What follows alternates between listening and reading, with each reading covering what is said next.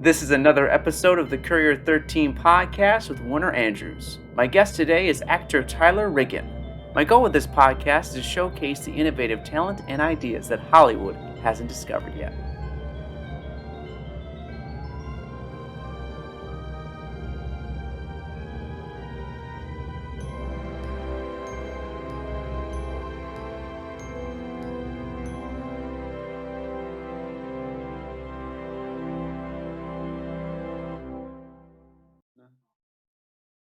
Okay, we're recording. All Hey right. man, what's Hey, up? Tim. What's How up? are you? I'm good. I'm good. It's so good to be here with you. Thanks for having me. No, thank you for coming on. We grew up next to each other. That's That's that's right. something that we should probably preface before we get into this. We grew up literally right next door. So this feels like not just like a really cool, professional conversation, but also a really nice personal conversation because we grew up in the same.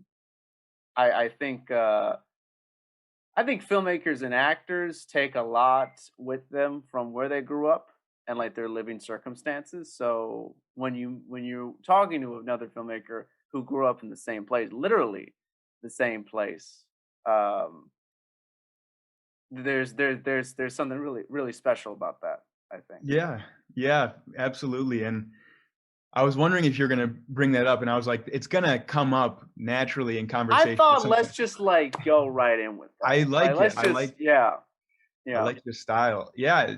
No, you're right. I think naturally, like, that stuff is a part of you. And yeah, it's cool. It feels good. Like, we've reconnected recently now that we're on similar paths, I feel like, and Mhm.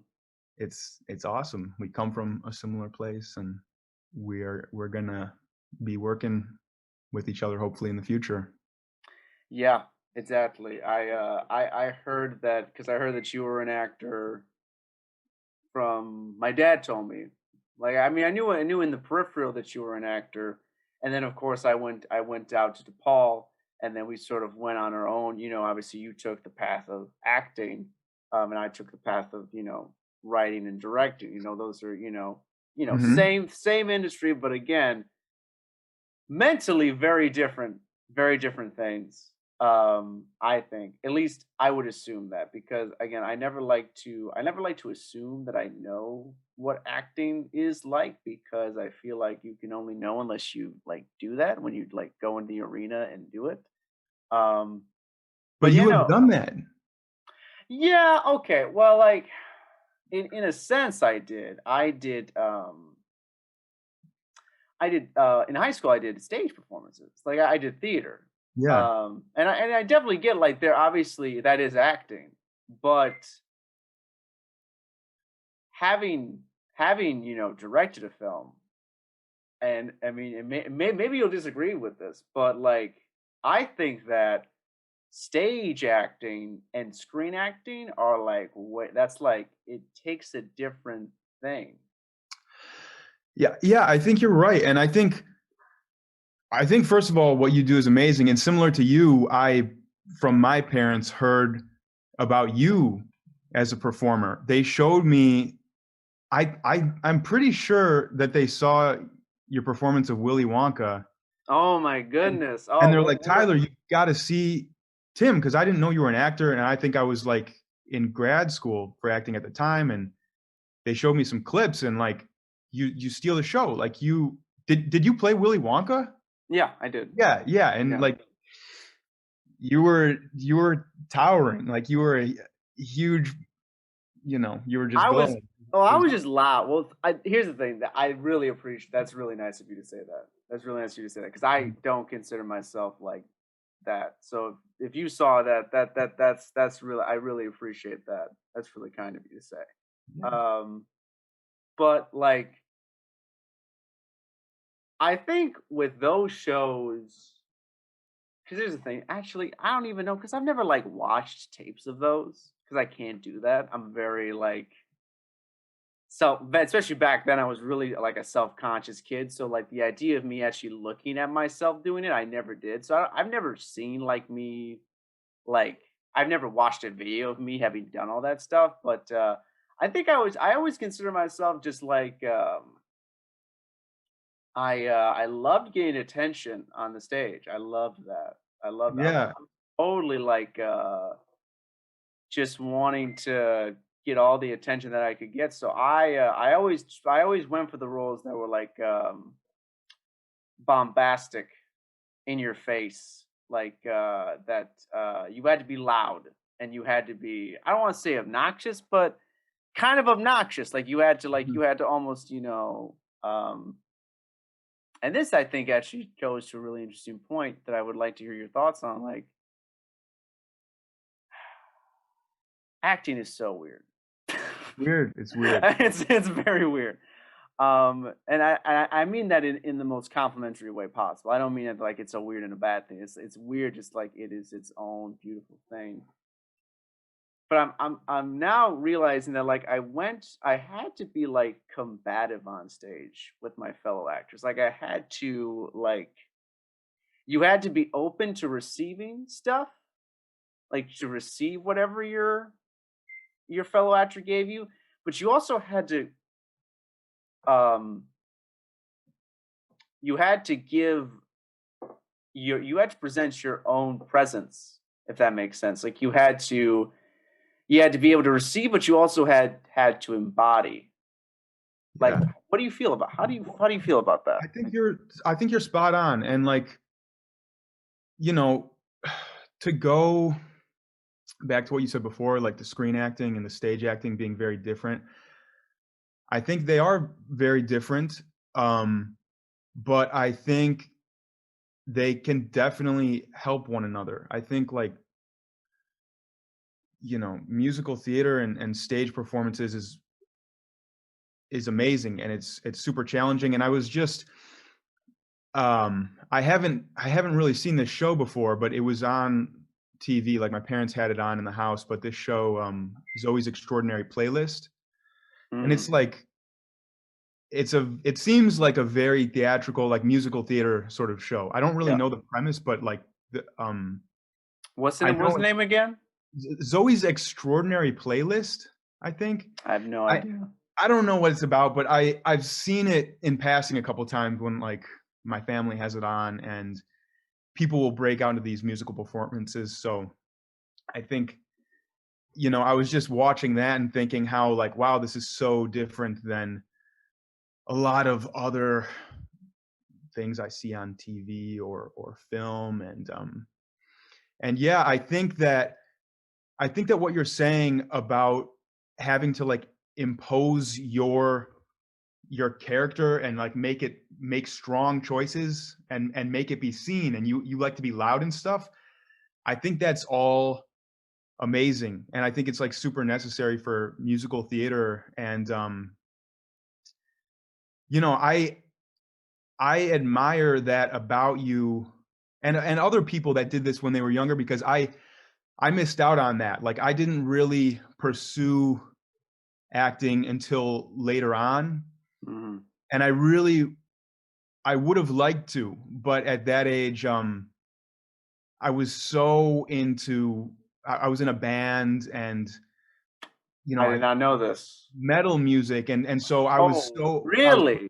yeah, like I I'm was like, sorry. Yeah. no, no, it's all good. I just thought that was so cool, and I was not comfortable enough with myself that I could just audition for those plays and go into drama classes and stuff. You know, I I think I was too worried that people would have seen it as like uncool at the time, which is unfortunate. But I did a lot of other things, and yeah, the whole drumming and being in bands and stuff. I think that was very necessary. It allowed me to like trust in my creative intuition. But yeah, that's a whole other thing. So that's yeah. So you again, because you're gonna have to explain this to me because all of this was kind of happening. At least I had heard about all this in kind of like my peripheral. So you're in. So when did you start in the band? I want to say sophomore year, maybe maybe a Okay. freshman. I feel like I was like 14 years old. All right. Okay, so you started that in high school. And then and that so in May at the time you started that and again, correct me if I'm wrong, but you started doing that and I'm assuming you love it because that's your way of creatively expressing yourself. That's your output. Yeah, yeah, absolutely. Yeah, I love this kind of music, and I always really wanted to play the drums. Okay, I don't know if you went you went to El Sierra, right? I did. Yes. Okay, so at El Sierra, did you play an instrument? Yeah, well, in elementary school at El Sierra, I started with the clarinet, and then as I got older, I did the bassoon. Okay, But it's interesting, and it's kind of cool because we kind of came to the same realization, maybe, but I'm sure it was different for the both of us, like specifically. But I did the whole music thing, like being in band, not like in a rock band, but because I played the bassoon, which is a very weird, intricate instrument. But I did that in high school. But I realized while I loved that creative output, I wasn't as good at it as writing, um, imagining films, or live performance.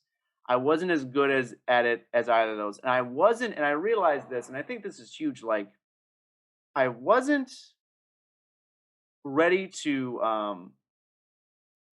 or I wasn't willing to put in the time to become really good at it as I just was in all the with the other bassoon. things. With like music. So I just asked if you played an instrument because that was like at El Sierra was the first chance we got to play an instrument, and I really wanted to play drums then, but you couldn't. I don't know if you remember this, but like you couldn't play percussion. You had to kind of choose like a brass instrument or um, woodwind or something like that. Mhm. And so I guess you chose clarinet, right? Mhm. And then myself, I went with trombone because I think the person I talked to said like, well, if you play this, then you could get into jazz band, and then there will be an opportunity later on for you to play the drums. And so I was like, all right, I'll just play trombone. And it was cool, but I wasn't, it was like a means to an end. I was just doing it to get to the drumming. And so my interest in that faded very quickly. I think I did it for like a year and then I let go of it.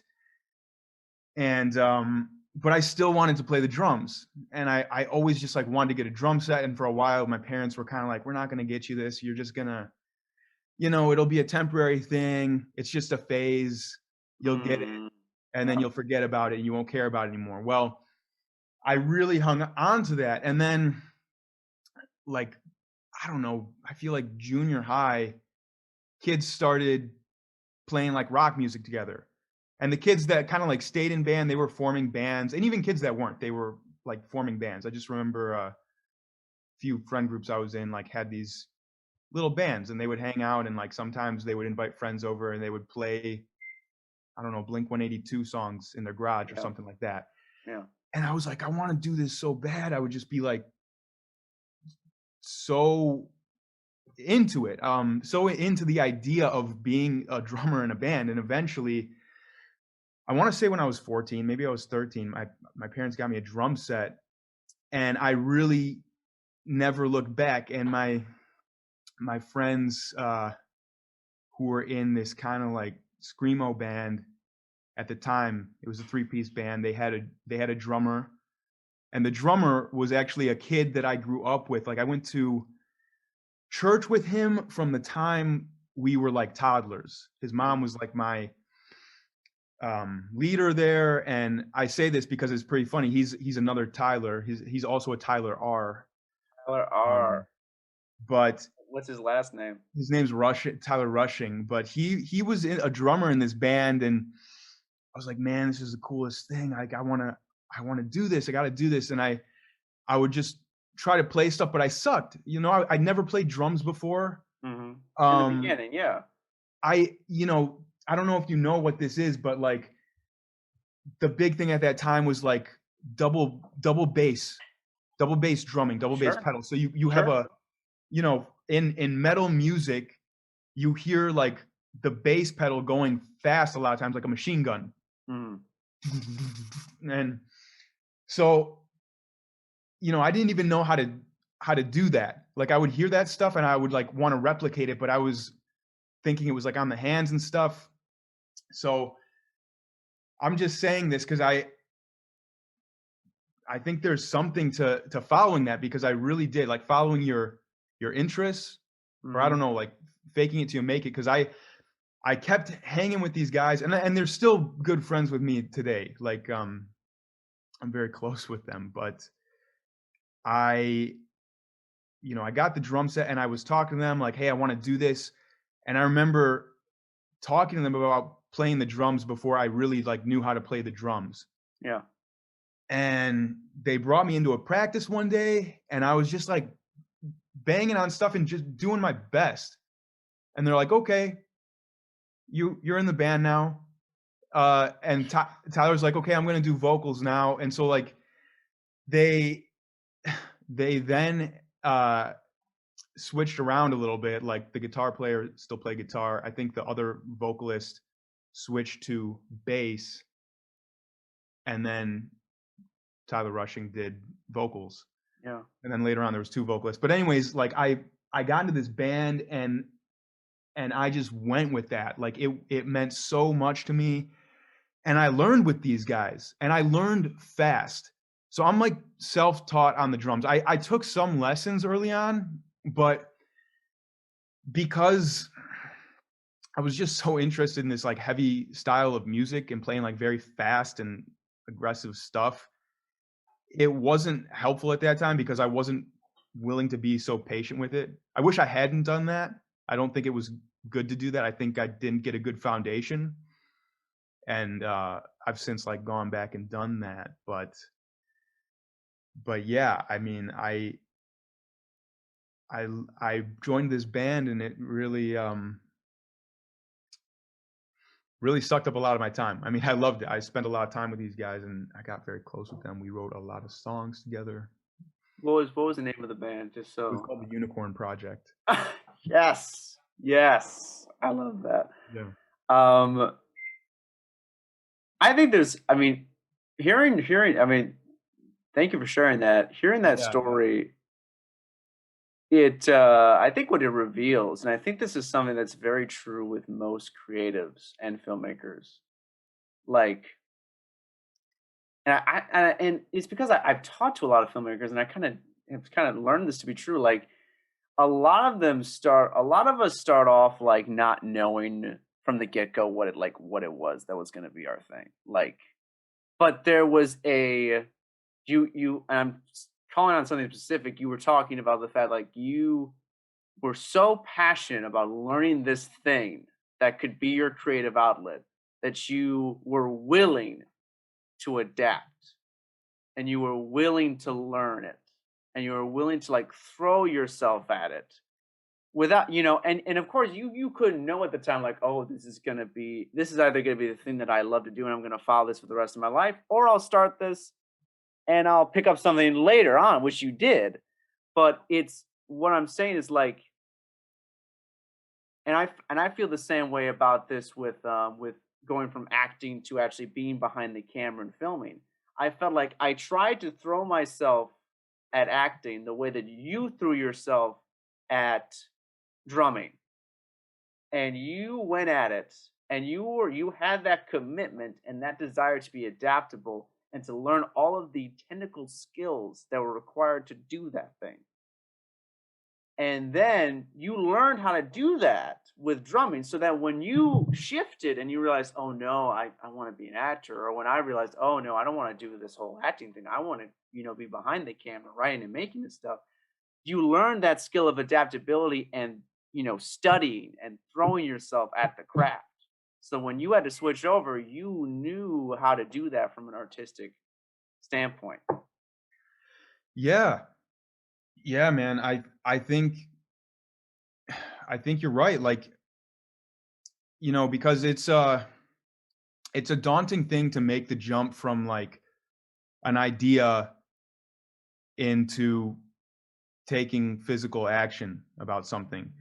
But like Yeah. the physical action needs to take place because that's like what makes it real. But it's really frightening if you've never done that before Mm-hmm. because you have no idea what you're doing. And what if I fail? There's the risk of failure. There's the risk of people saying you suck, you look like a fool, whatever it is. And with drumming though, like, you know, it was scary. I remember they invited me. I think I played my first show with them like the week after they invited me into the band. And they were playing their normal set, and then we like kind of made one short song together, and they brought me up on the very last song and we played this, and I was just like feeling crazy, like I think I was like shaking probably, and Yeah. Yeah. but I did it.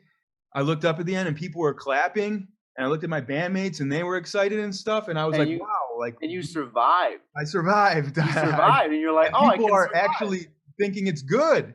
Not only did Mm-hmm. I survive, but it's exceeded, my expectations. So then you have like confirmation that like you can do this, and then you just keep going from there, and so so later on, I had the desire to be an actor for a long time. Okay. I remember like at DGS talking to my counselor and stuff when you could choose extracurriculars. And I Yeah. remember drama class being an extracurricular. And I remember for more than 1 year, like I would be so tempted to take, I'd be like, I want to do this, but I feel like maybe maybe I would look dumb and maybe I suck at that. And I haven't done this. I don't know. Whatever it was, I would talk myself out of it. Excuse me, but I had that interest for a very long time, and it kept, you know, tapping at me, tapping at me, tapping at me until finally at some point in life I felt the call long enough that like um I was like, okay, I'm ready. I'm ready. I know how this is.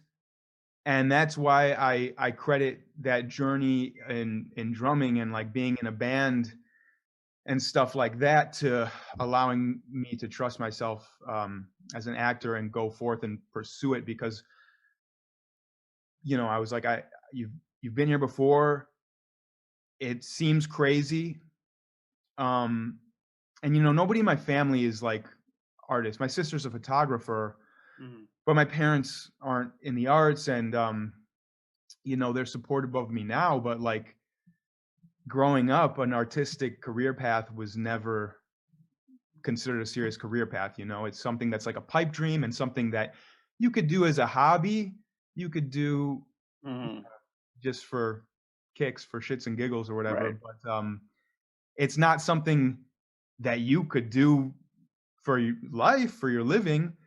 So it took a lot, but I give a lot of credit to the drumming and doing that early on to just give me the courage to be like, well, you've just got to do this, and it's gonna be hard, but you just gotta like keep going. So yeah. When was the moment what was the moment or set of circumstances that brought you to the point where you were just like, fuck it, let's do this acting thing? Yeah. You know, it's hard to remember if there was a clear moment. I feel like it was a slow build. And I remember in college, I was in my undergrad at Illinois State, and I was having a hard time because I was getting in trouble, and I just totally did not care about what I was doing. Back then, I I had like a very cynical view of career path. I had this very like diametric way of looking at your career, at what you did for a living, which is I kind of thought back then I had it figured out, and that your choice, that everyone had a choice in life to either do what they love, but most likely be extremely restricted financially, or they could put up a job that they could put up with a job that they weren't too thrilled about, but have more financial freedom. Mhm. Right. And so I felt like, okay, I'll do that. Like, and it was just like the natural progression of things. Like, you go to elementary school, you go to junior high school, you go to high school. What's the next step? You go to college. And so, like, when I went to college, I was still on that track of like not going after what I love, but just kind of like going after what would allow me to be financially free, I guess. Hmm. Um, but anyways, when I went there, I was getting into a lot of trouble, and I was I was just very frustrated. I think that stuff, I felt like, if I was risking getting in this trouble, it's something that's funny now, because it was like, this marijuana related thing, Hmm. but which is like not even a criminal offense today. No, It's pretty amazing. wouldn't even be a thing anymore. Yeah, but I was I was just thinking, like, I don't know, I'm risking, like, going to jail, or wasting all this time. Like, what is, maybe there's no bigger risk than like wasting time. That, like, we should, we life is short enough. And I was just having these like existential thoughts, and I think I had a freaking blast in college, and I had these roommates. All of them were from DGS, and I still talk to some of them, but we would just stay up playing random freaking games. And I remember one day, okay, we would go to like a Sam's Club nearby and do these grocery runs. I know this sounds like random, but I'm coming back No, to, no, this is all great. and so we would like go on huge grocery runs, get a bunch of stuff together, and we'd all like split the bill. And like one day, I think we came back from one of these runs, and we had like a pile of spaghetti boxes, because we used to just eat so much pasta. Like, we would always make a huge thing of spaghetti and throw like 20 sausages in it, and then we would have like leftovers, and we would just eat like this spaghetti and sausage. But we have like these boxes of spaghetti sitting on our countertop, and we're just sitting around, and we had like a ping pong ball there, probably from like beer pong or something like that. And we start bouncing this around, and then we like build up walls with these spaghetti boxes.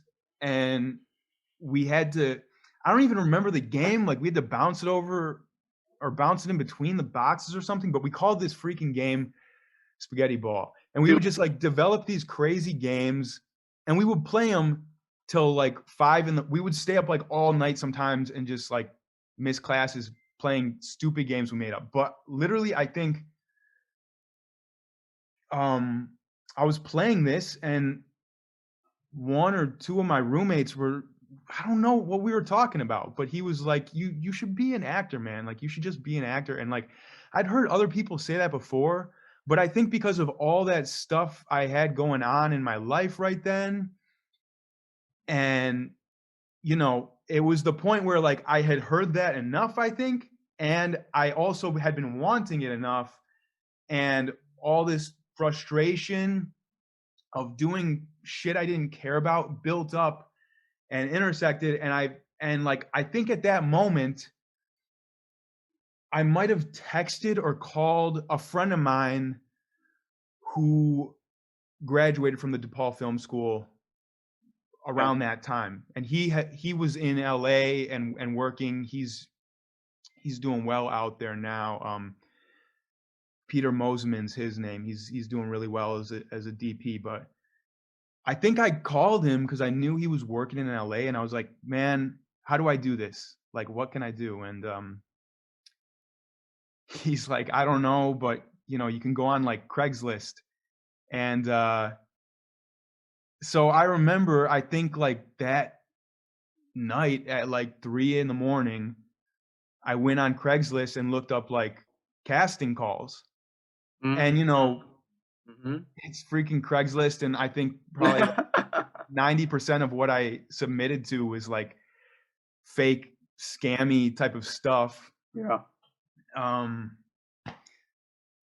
but eventually, it's crazy because that led to the Craigslist thing led to like one of the greatest relationships I have now, which is a good friend and director who graduated from DePaul, Will Schneider, who I just Will worked. Schneider. Yeah, well, I just Yes. worked with him, and I saw that you did a podcast with Doris, who was the second AC on that film. Yeah. Doris was the for the short film that me and my really good friend Jimmy, we directed this film. We're finally releasing it at the end of February. She DP'd that.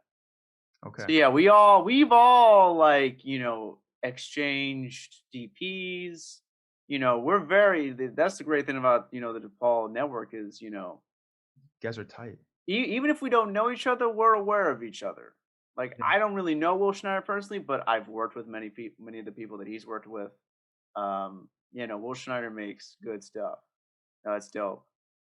Yes. Yeah. Well, it's funny because so I think that was the moment where it went from being an idea to me actually doing something towards becoming an actor. Hmm.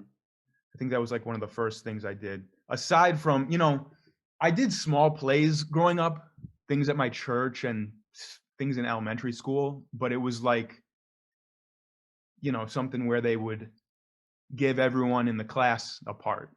Yeah. But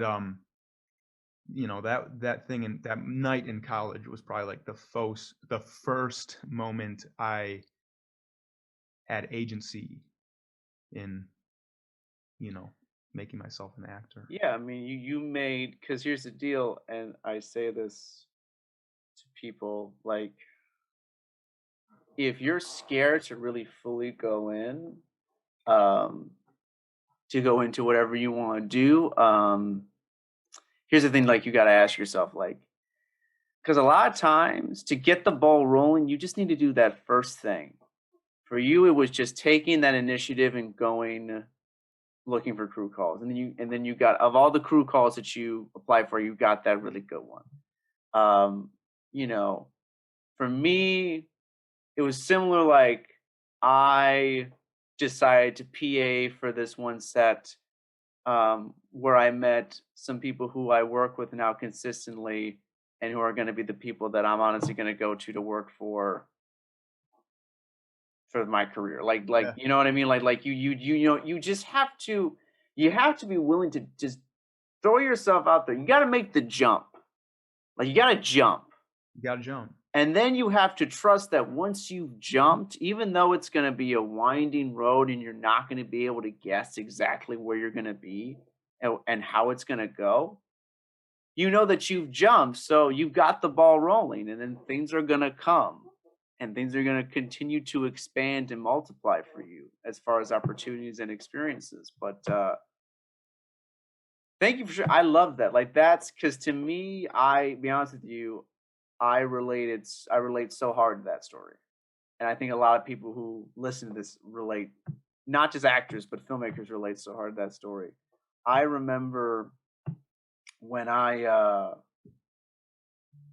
can remember a specific moment, and it's very similar because I was my sophomore year, and I was in the program, but I was just in the mode of learning because I didn't feel good enough to like just do my own thing yet. I was just in the mode of like going to classes, learn as much as I can, and meeting people. Um, and but I felt very depressed because I was like, in my heart of hearts, I knew like, okay, no, but you want to make your stuff. Like it's the time for you to um it's the time for you to get going on this. And like I can remember being in like it was my sophomore year and I was living with four other friends of mine in this apartment. And I remember like I don't know if we were having a party or people were over. And I can this moment is just like forever seared into my consciousness. I just remember drinking it's like something, but just looking around and not being really in conversation with anyone who was around me. And I was just like looking up at the ceiling or something. And I was just like, I felt so like hopelessly lost. I just felt like I don't see a way to get to where I want to go. I feel stuck. Yeah. But that moment, that sometimes pain is a really great motivator to go after what you want. Sometimes like you experience enough pain and enough hopelessness where you're just like, fuck it. I'll do whatever to get this ball rolling. Like I'll take a PA job. I'll take the lowest job to get this shit going in the direction where I wanted to go. And that's what I did. I just took PA jobs. And then I slowly built up my network. I slowly built up the people that I knew. And then I again and I really just want to say sometimes, you know, in life, like I am a spiritually based person. Like I guess that's myself. I don't care if anyone else is or if they're not, but to me, that's just important to me. And I remember, I went on this trip to Italy, to Rome, and on that trip, by the grace of God, by the grace of the universe, I met this guy named Jimmy Roberts, and we hit it off, and we kind of became really friendly. And he was talking to me about, and I'm sure I've told this story before, but I think it just makes sense with this conversation. Like Yeah. we're talking about stuff we want to write because we're both writers, we're both screenwriters. We're talking about stuff we want to write, and Jimmy's telling me that, oh, I also have this desire to like make my first film. I have this desire to like not just be a writer, but also like go out there and make something. And he was talking to me about this little novella that he was thinking of about this guy in the forest who, he's suffering from this trauma of loss, but you don't really know initially what is causing this trauma, but it's making him go insane. And he's isolated and secluded in the woods. And I straight up, this just popped in my head. I was just like, dude, that sounds like a short film. Like, I know like you want to do this as a novella, but that sounds like you could do that as a short film. And he was like, and he had to think about it for a little bit, but then he was like, yeah, that definitely could also be a short film. And from then on, and then that seed was planted. And then we came back to the States, and once we got back to school, we were like, okay, this quarter, let's write this. And of course, this was our first time. We didn't know what the fuck we were doing. Like, Mhm. we didn't know what the fuck we were doing. We were just like, okay, well, we gotta start with a script. So let's brainstorm. Let's talk about this story, and let's have a couple of meetings and talk about the script. And then Jimmy, because Jimmy, he felt like he had to write it. So after we would have our like talks, then he would go into his room and like type it out and figure it out. And then we got the script going, and then I knew Danielle, our producer for that film, and like I love her to death. She's like my producer. She produces for so many other amazing filmmakers. She, um, I met her like I met her from that first PA job that I did, and Okay. then she brought all the people that we needed into it. So like all these things that just happened, and you can't guess when they happen, but like your mind and your actions have to be attuned with going in that direction and being accepting of opportunities when they reveal themselves. I don't know how else to explain it. Like you have to throw yourself out there and say, I want to do this. This is what it is going to this is what it's going to be for me. And I don't know if it's like the universe. I mean, I do believe in like the law of attraction. Like if you put out what you want out in the universe, like it does respond to you. Like it comes back at you and stuff. Um, Mm. I think that was kind of what occurred there. But Was that trip you went on for DePaul? Yes, that It's was great. for DePaul, and Yeah. it was for cinema studies. It was we when we went to Rome for like 6 weeks, and we were learning about like Fellini, all of the great movies, films, and directors from like the neo realist Italian era, which was like from say after World War II throughout the 50s and throughout the 60s, like that era of Italian cinema, which we learned so much. We actually we had the I know I'm really harking on this trip, but I think there's a lot in here. Like we had the privilege of we went to this film festival in Bologna, and guess who was there on a panel speaking? Francis Ford Coppola. How the fuck you guess it? Yeah, No that's it. way. That's I got it? exactly it. That's exactly who was on a panel. Well, I think I was thinking of that, I guess because it's Italy and we were talking about the Apocalypse Now poster. Yep. Oh my Uh-huh. gosh, that's You're dead crazy. ass right. Yeah, you're dead I can't ass believe right. I got that. Yeah. Like yeah. And he was on a panel and me and Jim were like, shit, we gotta I mean, this is like a once in a lifetime. This is like one of the people, who you look up to if you Great. want to make films. And it's the guy who made The Godfather, for God's sakes, and Apocalypse Now and all these other great films. And so we are like, we gotta buy the tickets, and we were able to buy the tickets, and um and we were there, I really felt like he was like just being there and hearing him speak was like it was like this transference of like knowledge and energy, and it was just this amazing thing. And one of the things that I think he hearkened on, which I think resonated with me, was just like, you know, whatever you do, if you want to do this, don't obsess over the how you're gonna get there. Like, don't obsess over like what's the exact job that I need to get, or what's the exact opportunity that I need to get to pivot to put myself in the most successful like advantage.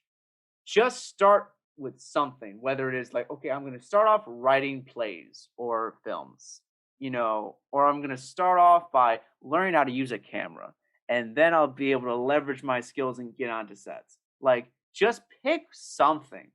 Pick that one thing that's like going to like start this journey for you, and then allow it to take you wherever it may take. Like, let it take you where it's going to take you, but don't obsess so much about the how that it stops you from doing anything. Yeah. Like your story, like you said, like eventually you just said, I'm screw this. I'm gonna throw myself out there on Craigslist, and and so it began, you know. Yeah, man. Talk is cheap and Talk people is can, cheap, yeah. yeah, Very cheap. you can talk yourself in and out of everything, but it's like nothing's real until you do it. Like I feel like I've spent so much time, especially in theater workshops or developing plays like that. I love it. I love the process. It's amazing, but I think it's important to talk and it's important to like reassess where you're at and stuff, but you got to balance it with action. You got to Mhm. actually do things. Right. You just gotta decide. You just gonna be like, fuck it, Yeah. do it. Yeah. Yeah. That's all it takes. Wow. Damn. There's some golden nuggets of information for people. I mean, I think this conversation really is just wow.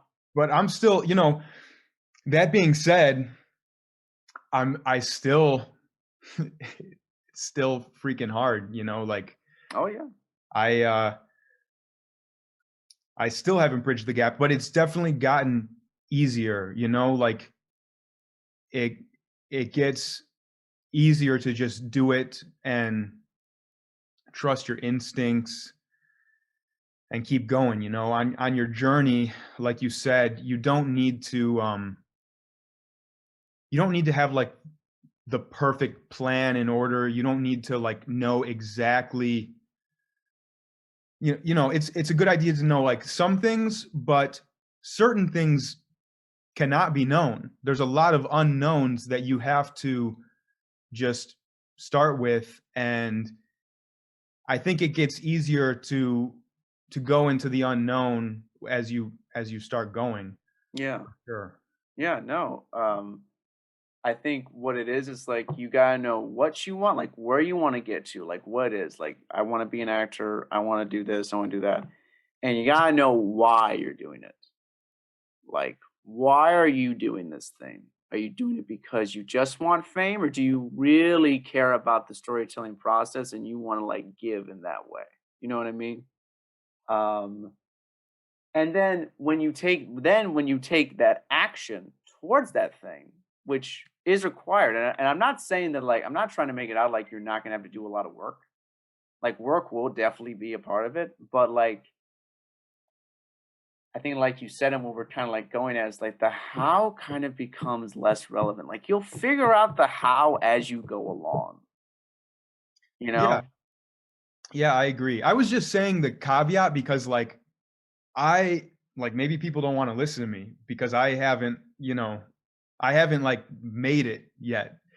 But I think yeah, just as you go along, it gets easier going into the unknown. Or maybe not easier because I think it's always scary to go into the unknown. It's always kind of challenging, but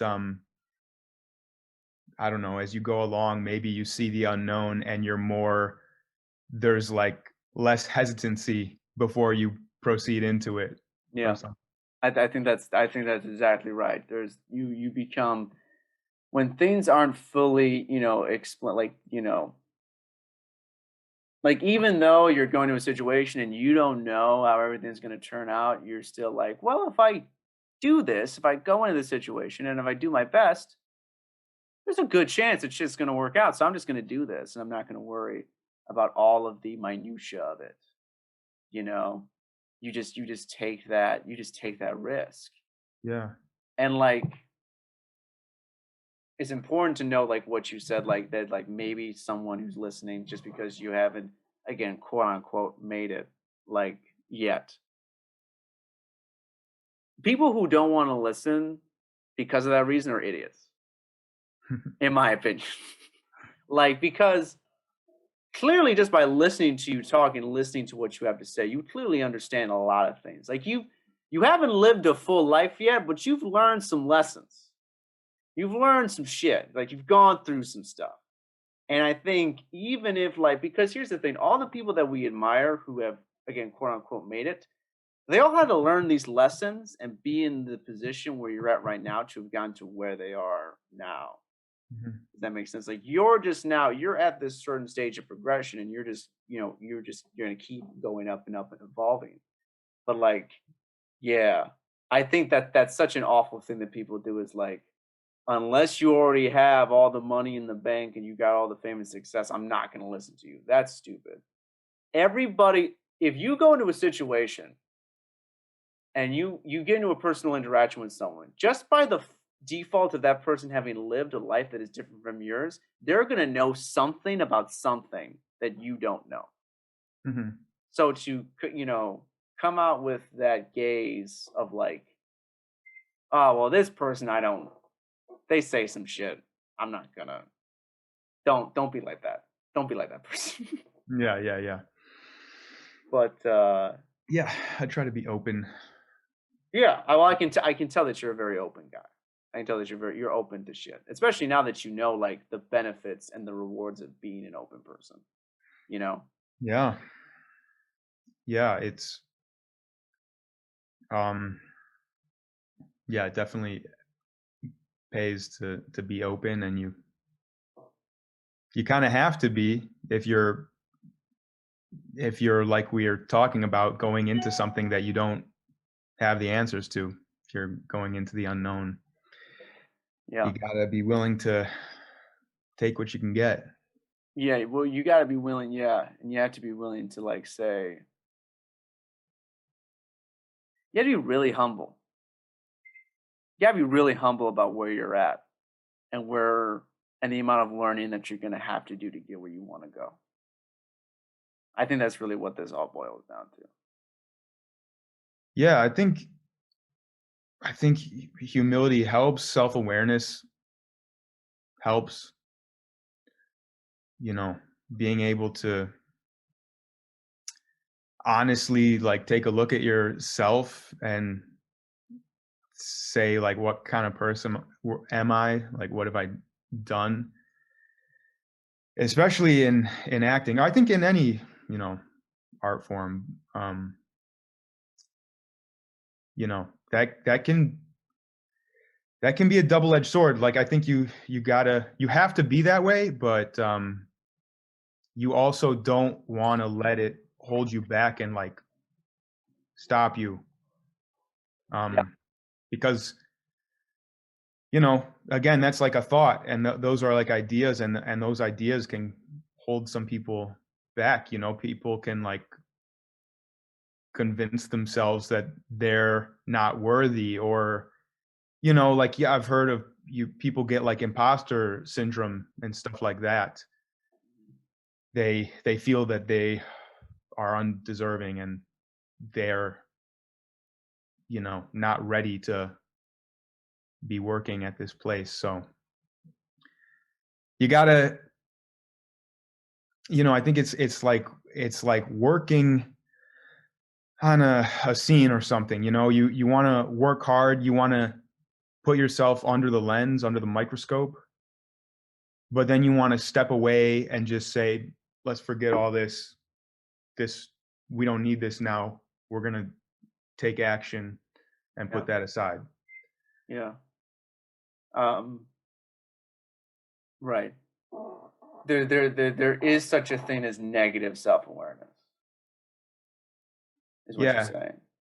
What do you do to be self-aware? Because I'm actors, I feel like your job is to be self-aware.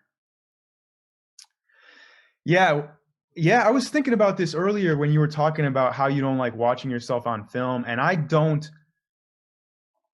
either, but I also don't have like you know, some of the actors that inspire me are almost like superstitious about watching themselves on tape. Mm. And I don't know, that hasn't happened to me yet. But I also I wonder if it's like a bad thing to watch yourself. Not I don't like watch myself, but now that the climate is changing and like especially this year, 100% of the auditions I've gotten are virtual. They're all self-taped, and sometimes you'll have Zoom auditions like this. But excuse me, in that case, you know, you have no choice but to look at your material. You don't want to just like do one take and send it in. You'll do multiple takes, and then you want to look at those takes and choose the one that you feel is best. And Yeah. so you know that stuff, it's interesting because like I don't know, I guess it's like I said before, like I'll watch it and I'll try to, as honest as I can, assess myself, which is like very tough to do. Not because I I can't bear looking at myself, but because when I watch my own footage, I constantly I can't tell if I'm like an accurate if I'm accurately assessing my own work, you know? I'll have an opinion about it. I'll like certain things or I'll dislike certain things, but every time I have an opinion about it, I find myself questioning it and being like, why do I like this? Do I like it because I look good here, or because or you know, or should I actually think that I like this one because this one makes more sense in the, you know, the journey of the story or something like that. So it's hard, you know, self-awareness. I don't know. I think people and relationships can help you with that, trying to surround yourself with a diverse group of people. Um, you know, relationships are a good lens. They're like a mirror. So I feel like things like that are helpful. Explain that. Well, yeah, man, I feel like not just in romantic relationships, but like in people you're very close to and you trust and you can really be yourself around.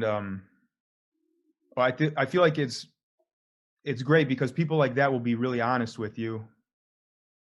Like, your family and stuff like that. At least mine is. Like I feel like, some of my harshest critics are my family. Same. Um, Same. but but yeah, I feel like it's natural also with those people to, I don't know, get back what you're giving out.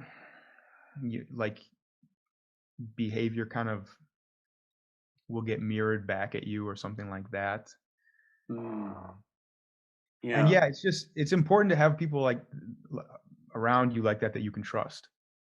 People who, aren't gonna bullshit you, I guess. It's so Right. I'm still, I'm self-awareness is a journey too. You It's not like you reach it and you have, you know, gained awareness. You are enlightened. It's not, like Mm, that. It's like and people change, so you got to just kind of you got to do what you can to be honest with yourself. And it's just constant self-examination.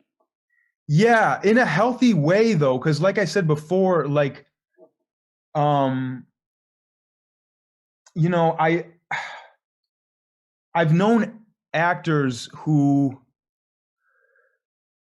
really need they're needy in the sense that like they will constantly be asking the director or people like they're working with, like, what did you think of that? Did you think I did good there? Like, Mm, or maybe it's more vain than that. Like, how do I look? I don't know. I don't know what it is, but like, I feel like that. I feel like that can be okay to a certain extent. Like, you don't want to. You want to also have your self confidence. You want to not just be like doubting yourself all the time and you know be somebody who just like goes with the wind and gets swayed in whatever direction the influences around them pull them or something like that. So it's crazy. You gotta it's everything is a balance and everything's like has like duality. You've got to kind of like remain strong and firm, but you also have to be supple and able to receive feedback and criticism. hmm Oh yeah. I mean, I guess to come at it from the other side of it, like from the actor director relationship, like yeah, no, I mean if an actor can't take criticism, you can't work with them.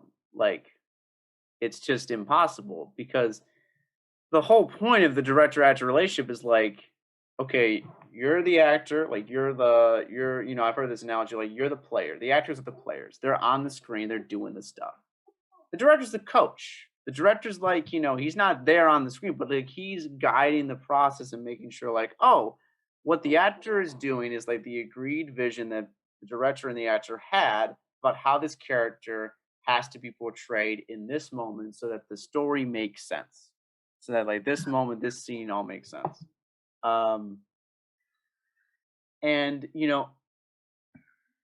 thankfully with the actor that me and Jimmy worked with on the climb, Matt Wade, um, he was receptive to criticism, definitely was very receptive to criticism, and he wasn't needy in that way. But I feel like, because I was having this conversation actually in one of the other episodes with a director, Tom DeNucci, and Was he it the was last one you did? well, yes, like the last one Card because Collector, right? yes, Okay. yes, Yeah, that was good. I enjoyed what he had to say. yeah, no, Wonderful. he's he has a lot of good he has a great understanding of filmmaking, and I what was I talking about? I Um, lost it. oh, no, you were talking about Tom DeNucci, and you were talking about, neediness as actors. Yes.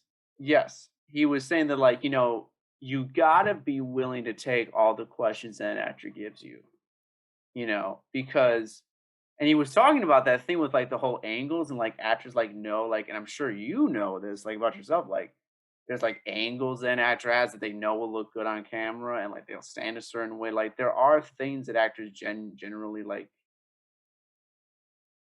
at least some actors. Again, I don't ever think about this, but some actors probably do think about this. Like there's a certain way that they're being captured that they want to make sure is being done, because they can't see the monitor, but they want to make sure that they're being looked at that way.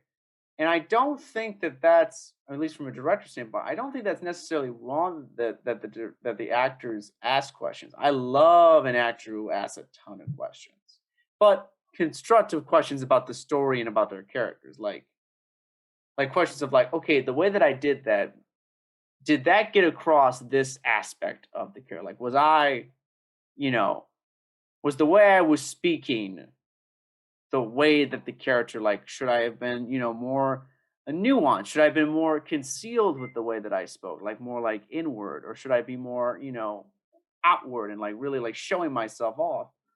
Those are, directors love. I mean, I can say for myself, love those questions. Like we love that shit.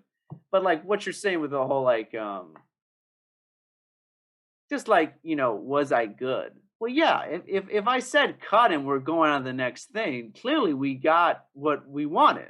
Because I wouldn't Yeah. have stopped and said, let's go on the next thing if I didn't think that that was good. And if I didn't think that's what we wanted. Yeah, that's an important distinction between, like, these 2 types of questioning. Yeah.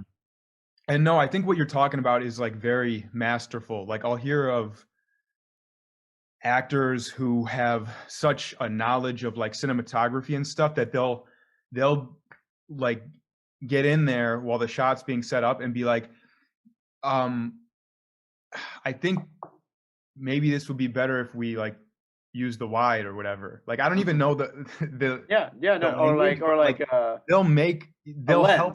a lens Yeah, choice. right, right. Like, Yeah. they'll help suggest things like that, and, that is a kind of self-awareness that I hope to cultivate for myself because I don't necessarily have that yet. I don't necessarily, I'm not confident in, like, making suggestions like that, but I think that's amazing that actors who have that sort of insight and awareness as to, like, what the shot is gonna look like before it even happens, before they even see it.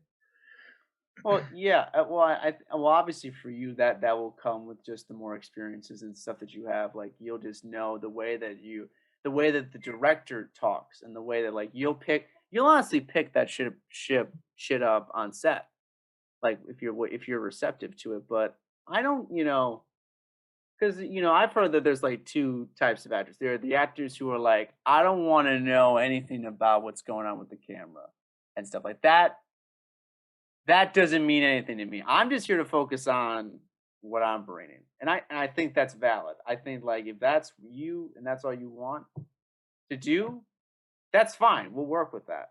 But like, I think it is cool when an actor is like, you know, as long as they're not like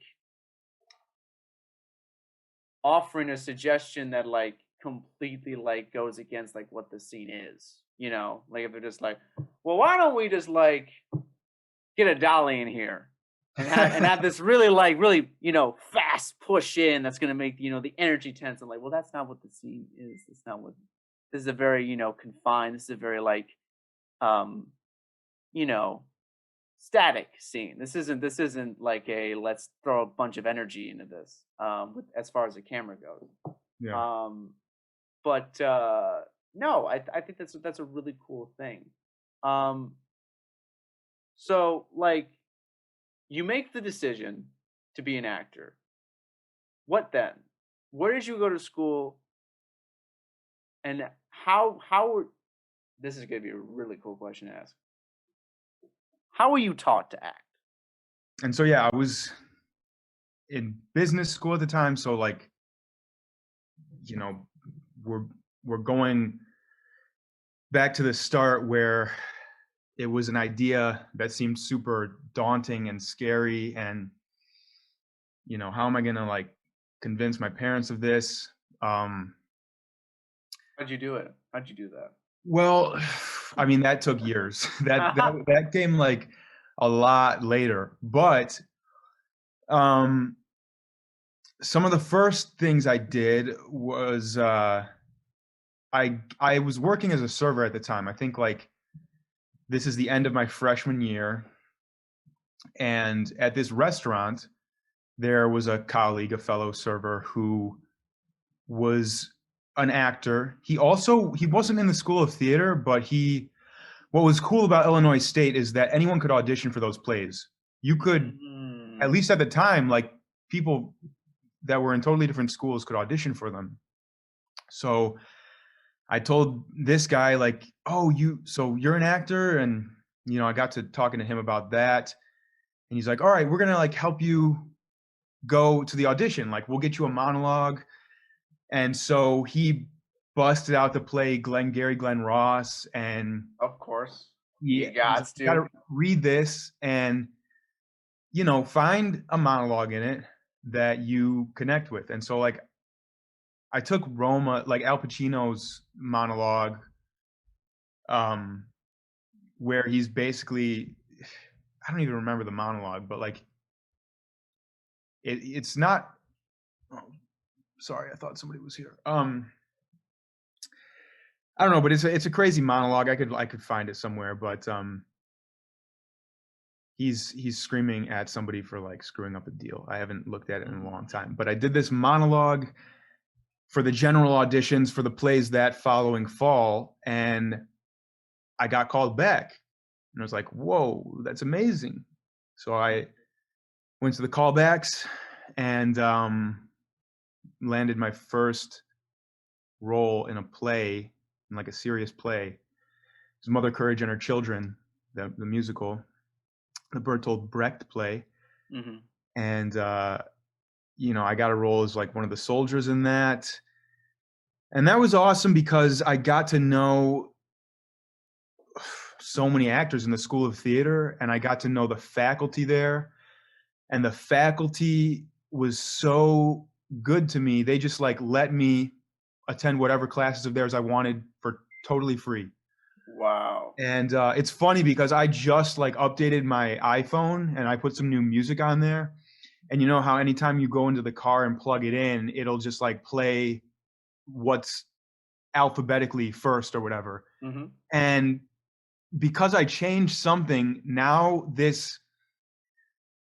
because I used to, I think I used to have like a more recognizable kind of like Chicago or Midwestern accent, like that lateralized A. Maybe I Hmm. still do now because I don't care about how I sound. But in this play, they were like, "Hey, Tyler, like we need you to focus on this." And so like I got together with the dialect teacher, the voice teacher, and she was awesome. Her name's Connie DeVere, and I have like the warm up she gave for me and recorded.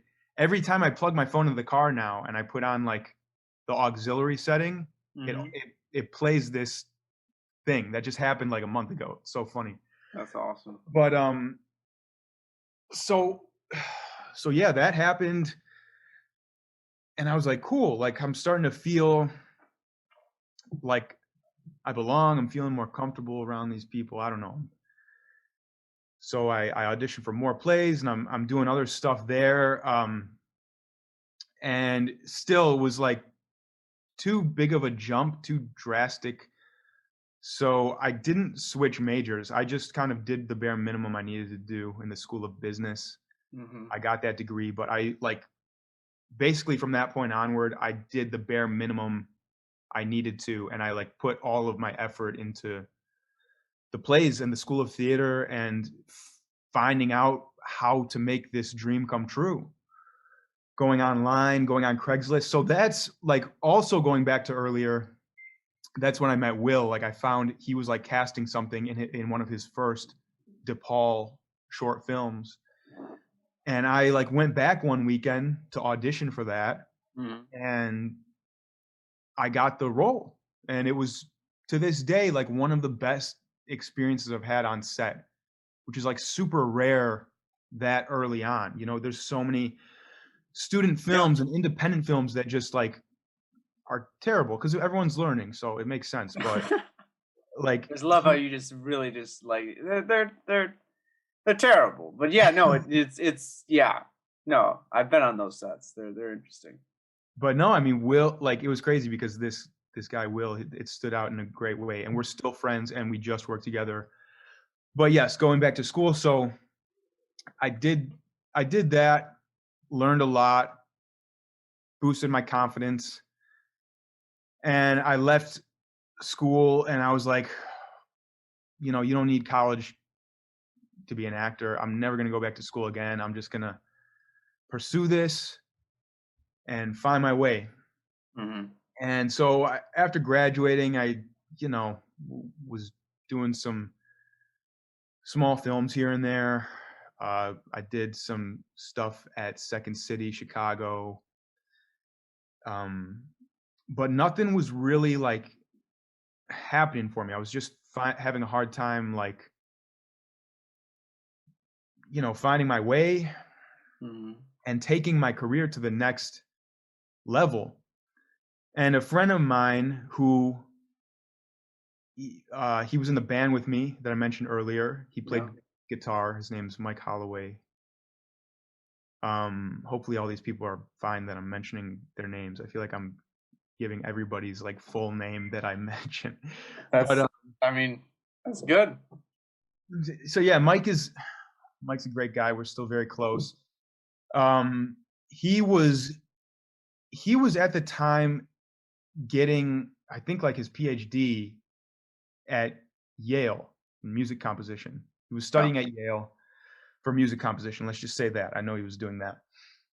And this is maybe like 2 years after I graduated. We're in my basement having a conversation, and he kind of suggested going back to school for acting. I was like, I'm having a hard time. I don't really know where to go. Like, you know, what can I do to, you know, give my career a jump start? I don't know, take my career to the next level. And he suggested going back to school. And for some reason, the way we were talking about it that night, like clicked. And before I was saying I would never go back to school. I definitely wouldn't go to acting school. But this night I was like, whoa, I need to get into a MFA program for acting. And I felt like it made so much sense all of a sudden. Like, yes, pursuing acting as a career, like if I go to school, I could make my, I don't know, practice more rigorous. And yeah, I think that would give me what I need. So all of a sudden, like the next morning, this is like probably a few days after Christmas. It was before New Year's. I know that. Um, I went online and all of the school's submissions, all the applications were due like later that week. So I applied to like 9 different programs, I think. Because there's a program called ERDA. I forget what that acronym stands for. It's like United Regional Theater. I don't know. But it's a theater organization, and you can audition for like a bunch of schools. You could just go to one audition and audition for like 30 schools at the same time. I've heard of this. Yeah. I didn't know about that at the time. A lot of my classmates did that, or at least some of them did, but I just went to all of the schools I was interested in, did a little research, talked to some friends, found what I thought were like the top 10 programs, and I sent applications to all of them. And then, from some of them I heard back. I think maybe from all of them I heard back with about auditions like later that month, or maybe like the first week of February or something like that. It was soon after the audition deadline. Had my audition for all those schools, and yeah, ended up going to Cal Arts. Like I like the people I met with uh, better than any of the other programs, and I just really clicked with them. Went out to visit the school, and I thought it was just such a cool place, and the people there were friendly, and they gave me a nice scholarship. They were good to me, and they seemed like they really wanted me. So I was like, all right, I'm gonna go here. Yeah. And so I started that in 2015, and yeah, it was great, man. Totally different world. Like Cal Arts is a crazy, crazy place. I think there's no way. I don't think there's another school like it. I mean, I haven't seen anything.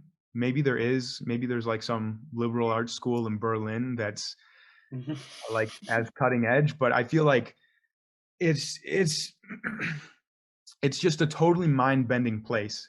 And I've never been in a community like that around exclusively artists who are all so like cutting edge and That's exactly where you want to be, though. yeah, yeah, yeah, it was. I mean, I think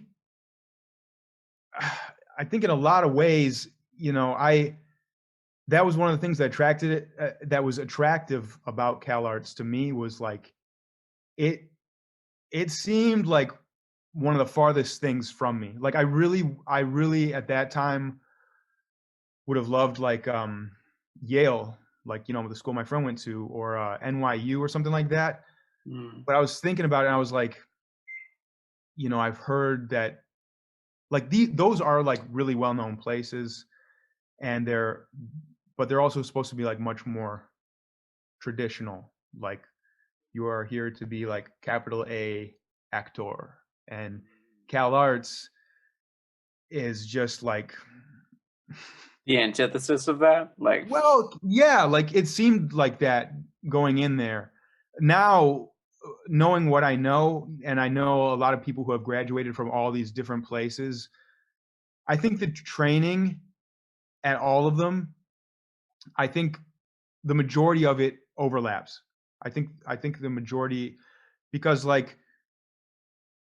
when it comes down to acting, like you're a human being, it's about what you can do with your body. So you have your movement, you can how you're going to move your body, how you're going to say things, how you're going to speak, like your voice, speech classes, movement classes, mm, and and then you have your acting studio class where you kind of like put it all together, and you get to actually experience what it is like to exist in front of people doing your best to live like a character, because mhm.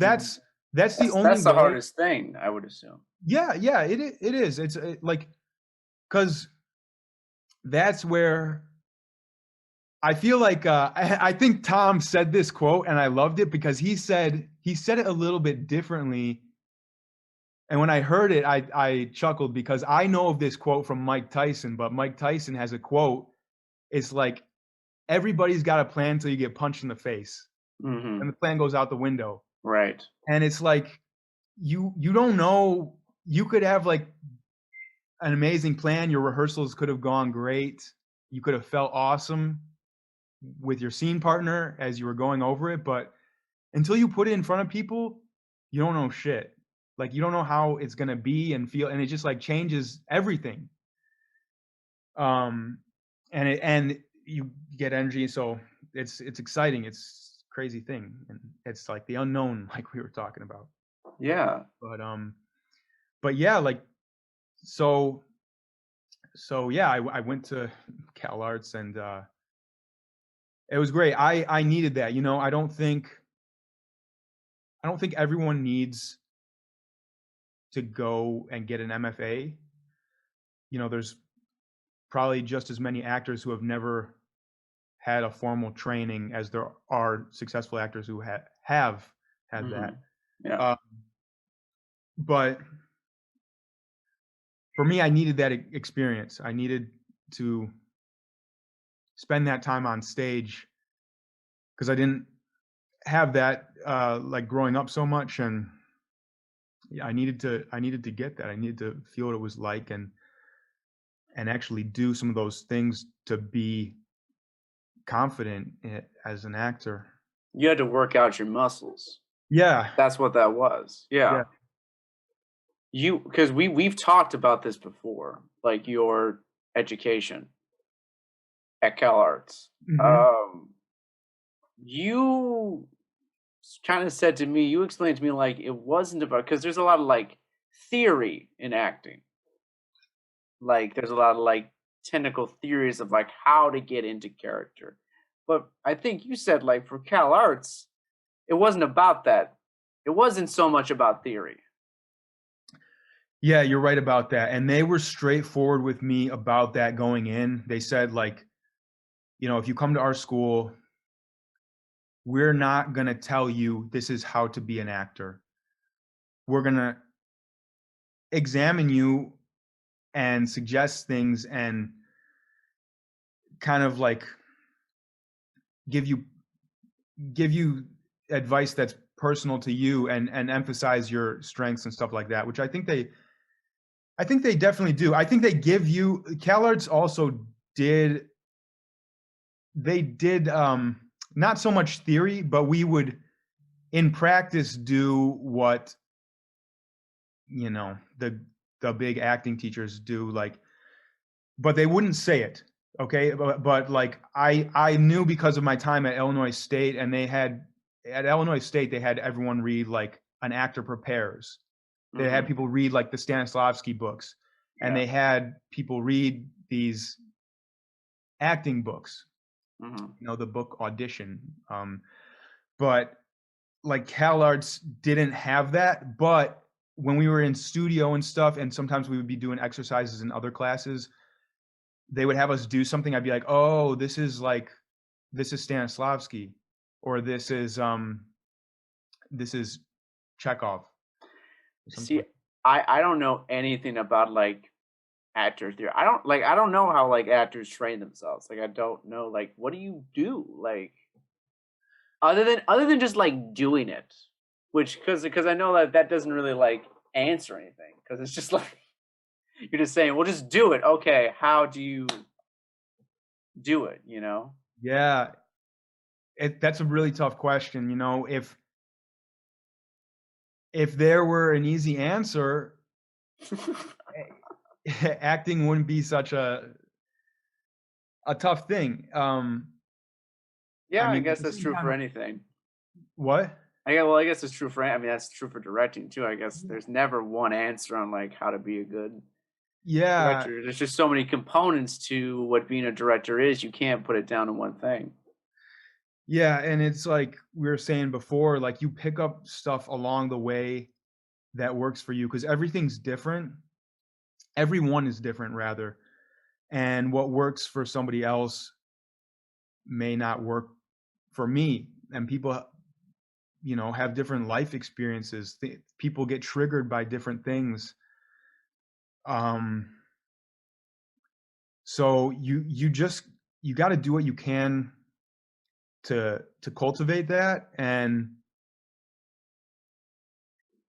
I think that's another thing that I appreciate about the CalArts style, is because I think that at some point in every artist's career, they're gonna have to like develop that for themselves.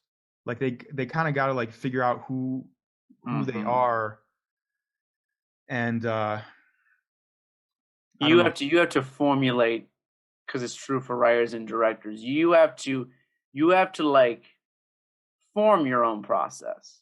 Yeah. by doing it over and over again and through trial and error, I guess, figuring out what works best for you. Mhm. I guess for an actress the same way, as far as like you just doing it over and over again and then you reassess each time like, okay, I wasn't really prepared for that moment. How could I have prepared myself for that moment in a scene? Yeah. I don't know. I don't know. I'm not an actor. I don't know. I'm just spitballing here. Yeah. Yeah, it's a crazy thing. I try to make it as simple as possible, because I can like endlessly go through the theory, and I used to I don't know, put more like emphasis on that. I used to Mhm. maybe stress about it more, Yeah. thinking like this is stuff I need to know. I don't know enough. But I also kind of have the tendency to always have that feeling. Like I feel like you could get trapped in that. All like always feeling like you never know enough, and like it'll stop you from doing stuff. And so you just kind of gotta you Yeah. gotta do what you can, and then just put it aside and go do it. And I try to I don't know. They had a big emphasis on like being physical there, Hmm. which I like starting off from a physical place, like actually doing the thing and not making it such a cerebral thing, like an idea, getting caught up in your head, which I like. I think that's a nice place to start. But I'm open to other ways too. Like if somebody wants to try something that I haven't done before, or isn't something that that's part of my like toolbox, I guess I'm open to it. Hmm. So overall, like, what's your process? Well, I I try to do as much as I can early on. Like once I'm cast in a role, Hmm. I just try to really understand as best I can this character and what are their motivations. I think it helps to get as specific as you can about a character, to answer as many questions as you can. And I think honestly, answer as many questions about everything. If you want to talk about their life, like where they grew up, what they were doing the moment before in the scene, that's a big thing that a lot of people talk about, is like the moment before. What were they doing before this? Hmm. Um, but also what were they doing like a decade ago? I don't know. What was their life like? Um, and then I think about the areas of the character that I relate to also. Um, but yeah, I think just doing as much of that stuff as you can early on, having all these thoughts and ideas, and if you want to get cerebral about it and really, you know, try and become that character, like really devote yourself to it. Devote yourself to it all the time, but like the thinking part of it, I'll do as early on as possible, because at some point you're gonna have to say like it's time. I've done what I need to do, and now I just need to go. And you just need to exist as this person. So you know you, you could be doing anything on camera, and it will be great because you're being that person. Right. Yeah, because in the moment of it, in the moment, you can't think about any of that stuff that you thought of. Yeah. You just have to be. What the fuck does that feel like? 'Cause I don't know if I've ever really experienced that. Maybe like briefly during stage performances, but like where I really felt like I let go and I was just the thing. What Well, does that feel like to you? You know? I think what it feels like to me, a good indicator that I achieved that Hmm. is I I genuinely get surprised. I surprise myself. I'll do something, or maybe I don't even get surprised. Maybe it's that you do it, and like the director calls cut, and then afterwards, you're talking with the director and stuff, and you're I don't know how else to describe it. Like you're flowing, and you it's not that you black out, because I don't think I black out, but I also don't really remember like what I did. Yeah. Kind of I feel not great about saying that, because I feel like it's like not a good answer. It's not like helpful, but No, I think that's what happens, at least for me, when I'm super present, is like I'm not having the thoughts, because what I talked about before, when am surprised, I think that's when like I've done something, and then maybe like I'll look at my scene partner's face, and there's like a lull, and I feel like the energy has shifted, and I'll kind of be, I don't say anything, and you're in it, but it's just it's more of a feeling of kind of just like, oh shit, like like you were so present in the moment that you forgot about everything outside of this moment of you just being this character. yeah, I think so. I think And well, because what you're saying is right. It's almost impossible to describe that. Because like yeah, as a director, I've seen actors do that, and I can't, as a viewer, I can't describe what that is. But when you witness it and someone does it, you know exactly what you're just like, oh, that's it. You just did it. You just did it. And I will say again, I'm not an actor. I would never claim that. But there was one time on stage where because I loved how you said it, you got surprised.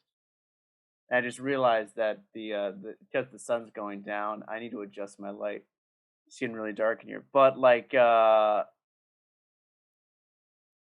was surprised because I was doing like a monologue, and then I just stopped, and I was just like, "Holy shit!" I like was not conscious. Like I was saying the words and I was doing it, but I didn't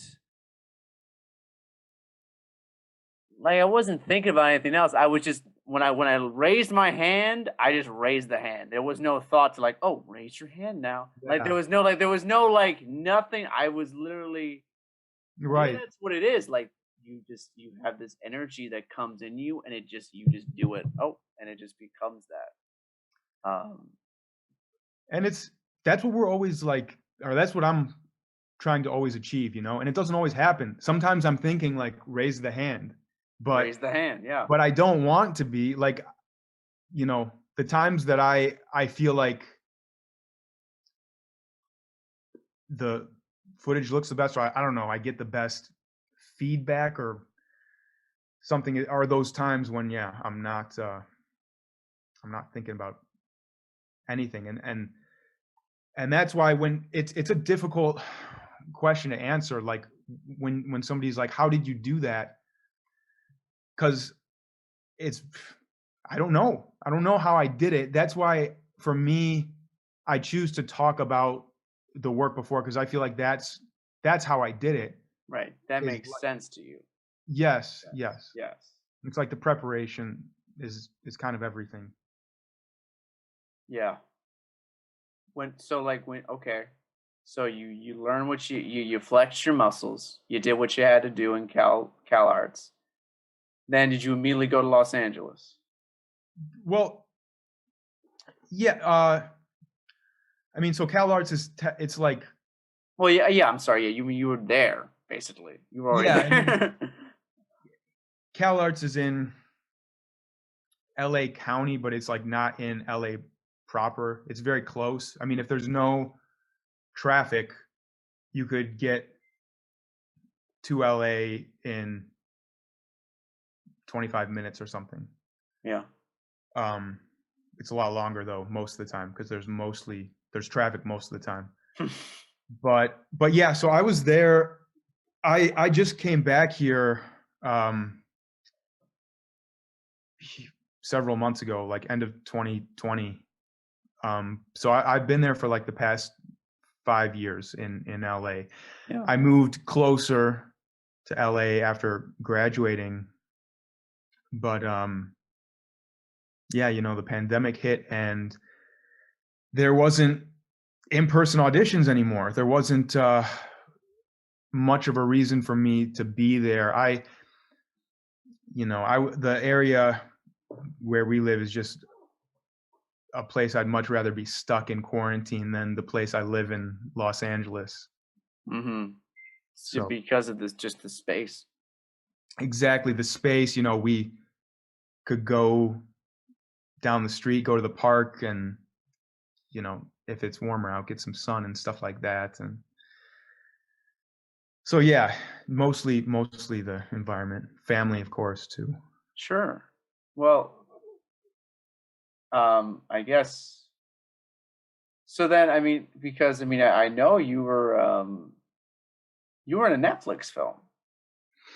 Yeah, that's gonna come out next, not next month, the month after next, March 12th, I think. Oh, that's so freaking dope, man. Yeah, hopefully, I mean, it's a very small role. Hopefully it made the cut, but that was exciting. That was like a nice stepping stone Yeah. in my journey. Yeah. Yeah. You got to work with what was her name? Jenifer Garner? What Yeah, was I you got to seeing work with with her? Yeah. What was she's she so like? nice. She was great. She's like you would imagine. She's so warm and friendly. Um, because I didn't know, like I didn't have any lines. Like I was like just I went out there to make some extra money, and it was like they were paying the SAG rate, so they were looking for like D1 athletes and stuff. So this casting company I'd worked with previously in Chicago, they were bringing people out for this huge water balloon scene. Mm. So they wanted people who could like, you know, throw water balloons and dive out of the way of them and like not tear a ligament or something. Yeah. Yeah. Um, so yeah, I went out and it was so much fun. Like she was super friendly with everyone, and she I luckily I got placed on her team. There's like 4 separate teams, and because there's 4 family members. The movie's about a family of 4, Mm-hmm. and each member of the family had a different team, and I got placed on her team, and she was like, you know, motivating us the whole time, giving us like pep talks and stuff, Yeah. and eventually I got put into this scene. It's crazy, but a family friend was working on this, who he is like the production designer, Mm-hmm. Doug Meerdink. He's awesome. God bless him. He introduced me to the director, Miguel Arteta, and he introduced me to a lot of other people on set. And then they were setting up a scene one day, and Miguel, the director, called me over. He's like, "Hey, I think you'd be good for this. Like, we haven't cast this role. You want to like say these lines?" And so he put me into a scene with Jenifer Garner, and that was a very special moment for me. That was really cool, because that gave me my eligibility to join the union, to join SAG. Um, Wow. and it was awesome. Like, it is like we were talking about before. Like it was just so fast. It was like a blur. It happened. And the thing I remember most is after we finished this scene, the scene's really quick. Like I run up and a couple other characters and we're like, goofing around, saying stupid stuff to her. And she's like, come on, guys, we're in battle here. And she gives us a pep talk and like gets us to refocus on this water balloon fight. And then we like go back into war and start chucking balloons at people. And after, they did the scene like 3 times or 4 times or something and called cut, did it the last time. And like, they were switching the cameras around and, readjusting everything for the next take, for the next scene. And I just like went away from the group and I was just like standing there thinking about what just happened. I was like, wow, that's a great moment. That's a great moment. I'm going to like remember this always. And as I'm standing there thinking this, I feel like something hit me on the shoulder and like, it's like a towel. And I just like take the towel and I like look up and like Jenifer Garner's, walking past me. She like slapped a towel on me. I feel like she was Saying good saying, job. yeah, good job, or like keep it up. I don't know, but No, that's I remember that, and that was a nice moment. I was like, it was very cool. well that is a very cool moment. I mean, in that moment, that's always yours. That's yours forever. And obviously so many other amazing moments are going to come after that. Um Did you I mean, when you were like, working with Jennifer, did you ever like in between takes ask her advice? Um, you know? No, I didn't because um, I didn't feel like I had a good opportunity to do that. It was like a big set. We were there with like a ton of extras and all these people, and it was like,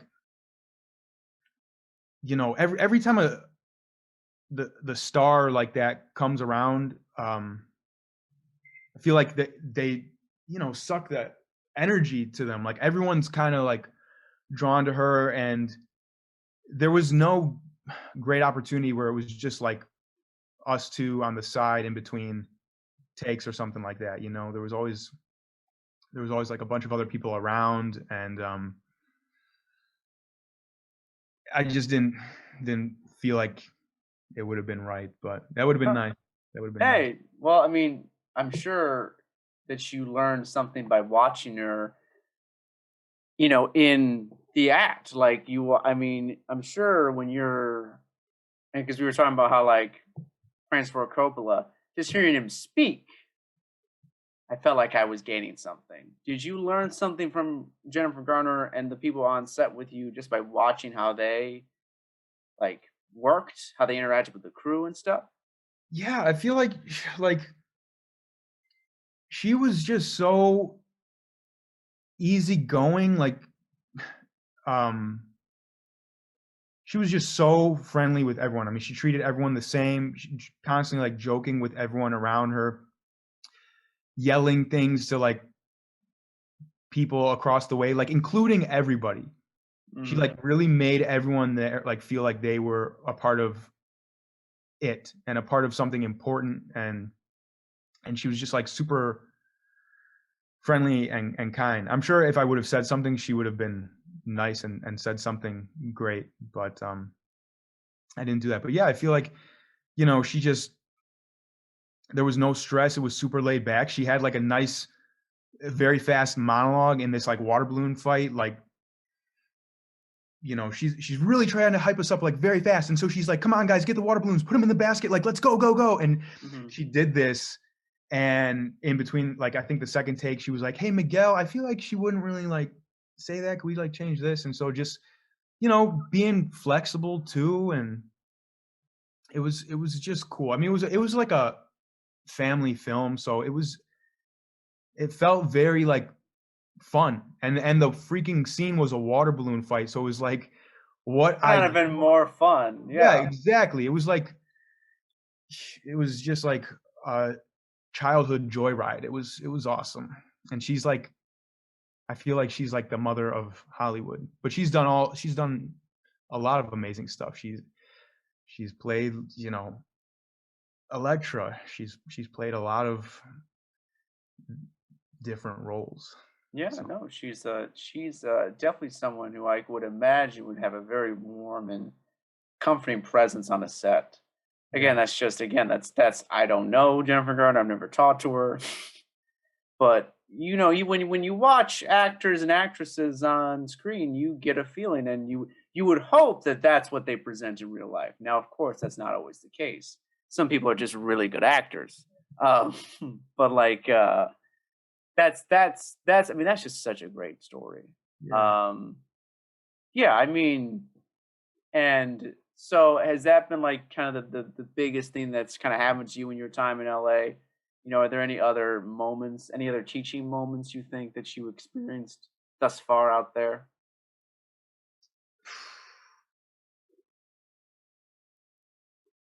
Yeah, I mean, LA is interesting. I mean, What would you say? What would you tell an actor who's about to go to LA, like what to expect and how to work in this system?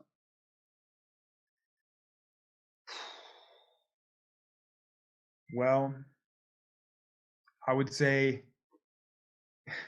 expect not to work. Probably, I expect to find your people. Find, I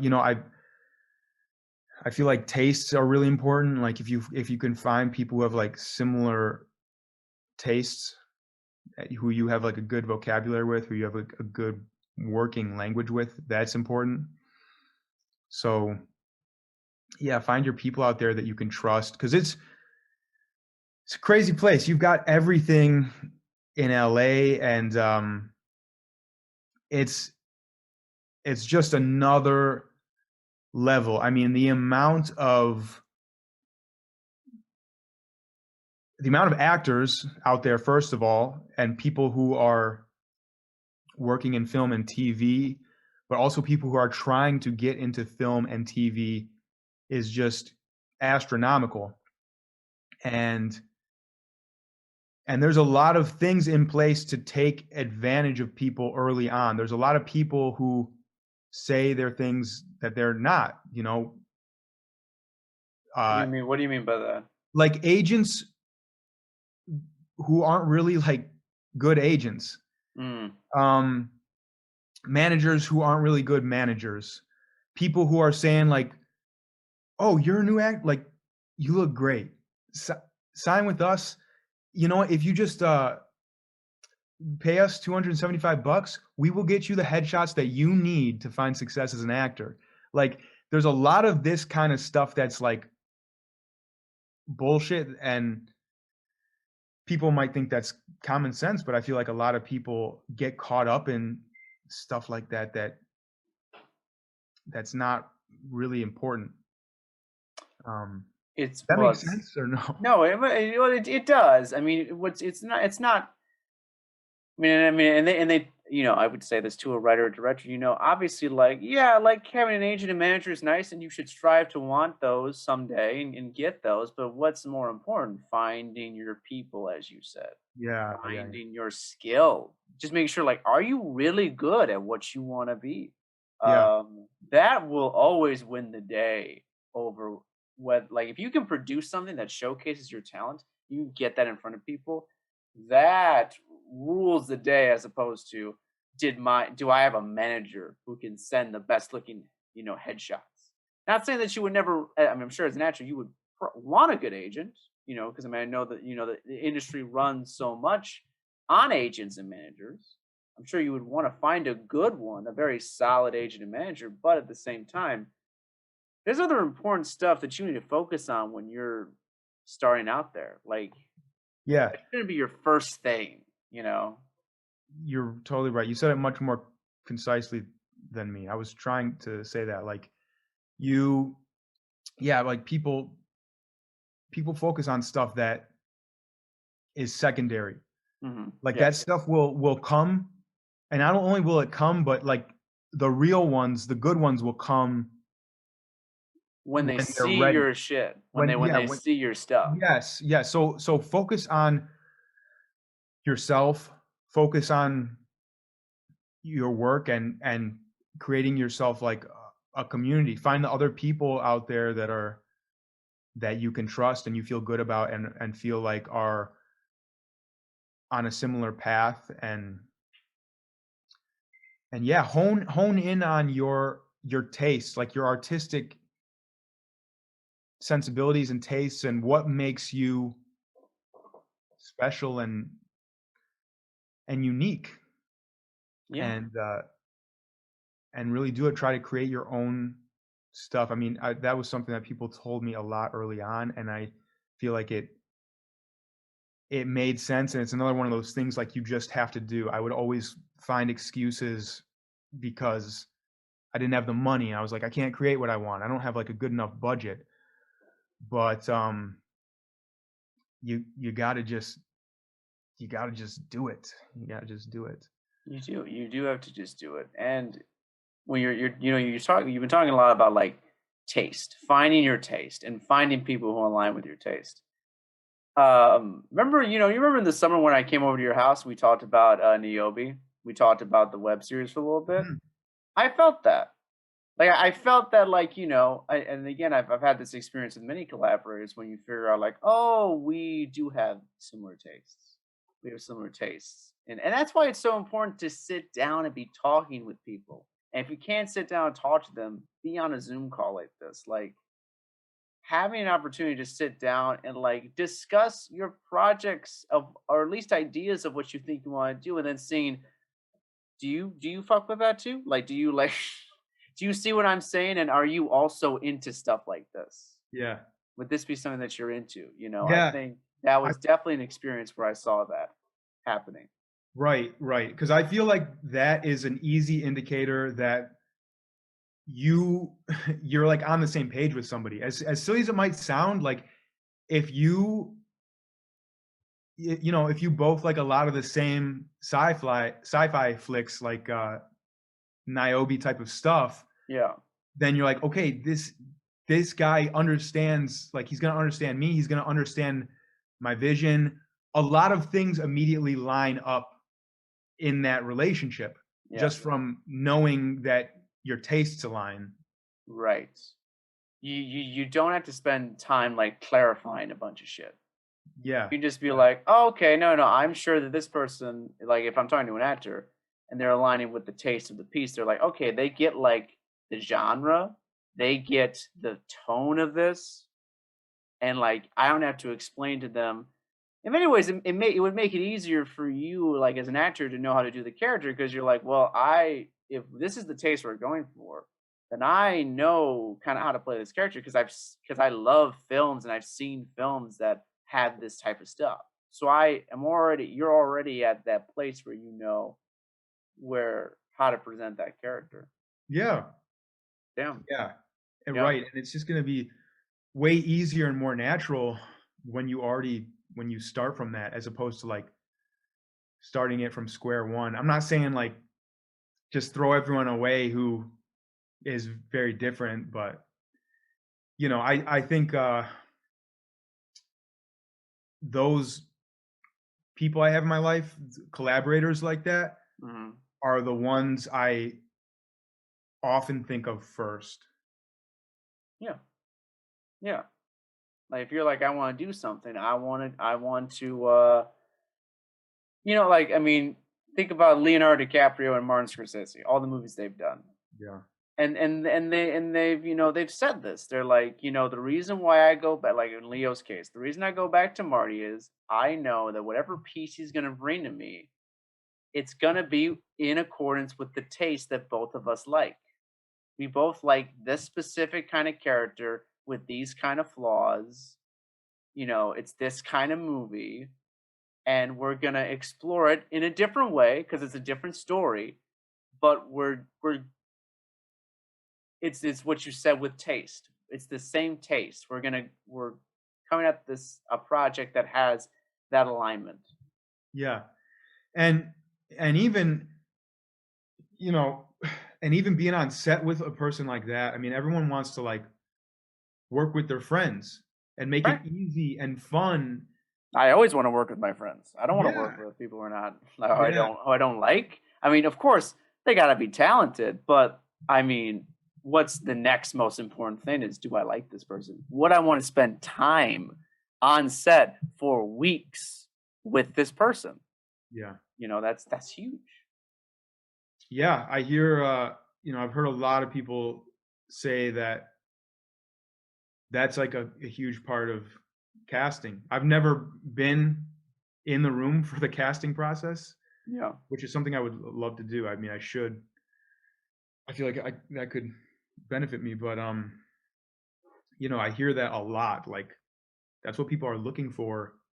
A big part of what people are looking for in an audition. Like obviously, the performance probably is number one, but also they're definitely thinking about like what's it gonna be like spending potentially 16 hours a day with this person on set. Yeah. Yeah. Um I mean, I have had the fortune of doing casting, and honestly, what it comes down to is it is I think it is whether the person that you're gonna choose is good, and whether they're like a person that you can see having a good relationship with, are Yeah. both as equally important. Okay. Because you can tell, just even in like the short interaction of the person walking into the room, interacting with you, like before they do their monologue or they do their bit or whatever. um you can gauge, like, oh, I can kind of gauge your personality a little bit, because the casting person, the director, they're in tune to that, like immediately, like, okay, what is the energy of this person right off the bat, right when they come in the room? What is that? Like, what Yeah. is that? Like, what is that going to feel like? And and as a director, this might be kind of unfair, but I have to assume that that's going to be an indicator of what they'll be like for the 8 weeks or for the month or whatever. Like, you have to kind of assume that what they're bringing in, because that's the especially if you don't know them prior, that's the only way you're gonna know. Like, that's the only indicator you're gonna have. The only thing you have. It's the only thing we got to, like, judge that. Yeah.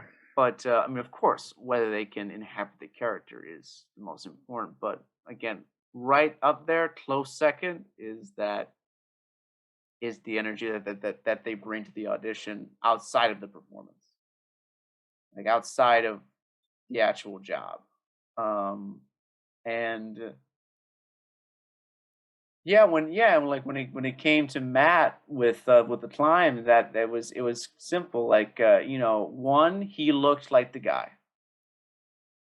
Like, he looked like the guy. I hate to say this, but that is like a thing. Like, Yeah. physically, I have to believe that that's the character.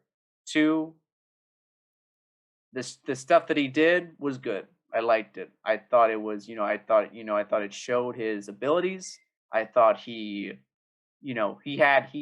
demonstration showed me that he had what it took. Third, he seemed like a nice guy.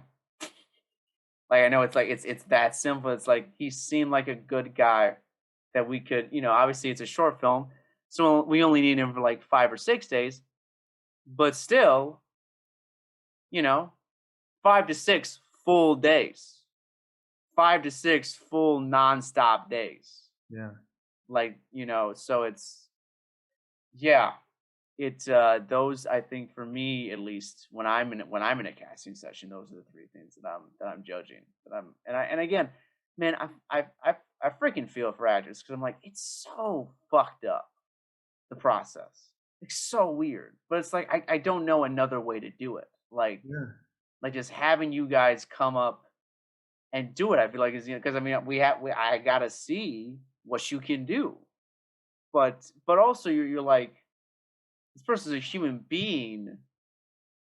And since I mean, I have acted before, again, quote unquote, I've acted before, and I've been in auditions. I know how weird, like, that's weird, because it feels like you have to be like chosen, but like there's so many random factors that play into like whether the person is chosen or not. Yeah. Yeah, Unf- it's crazy, and it's tough, man. I auditioning is a skill for sure, and,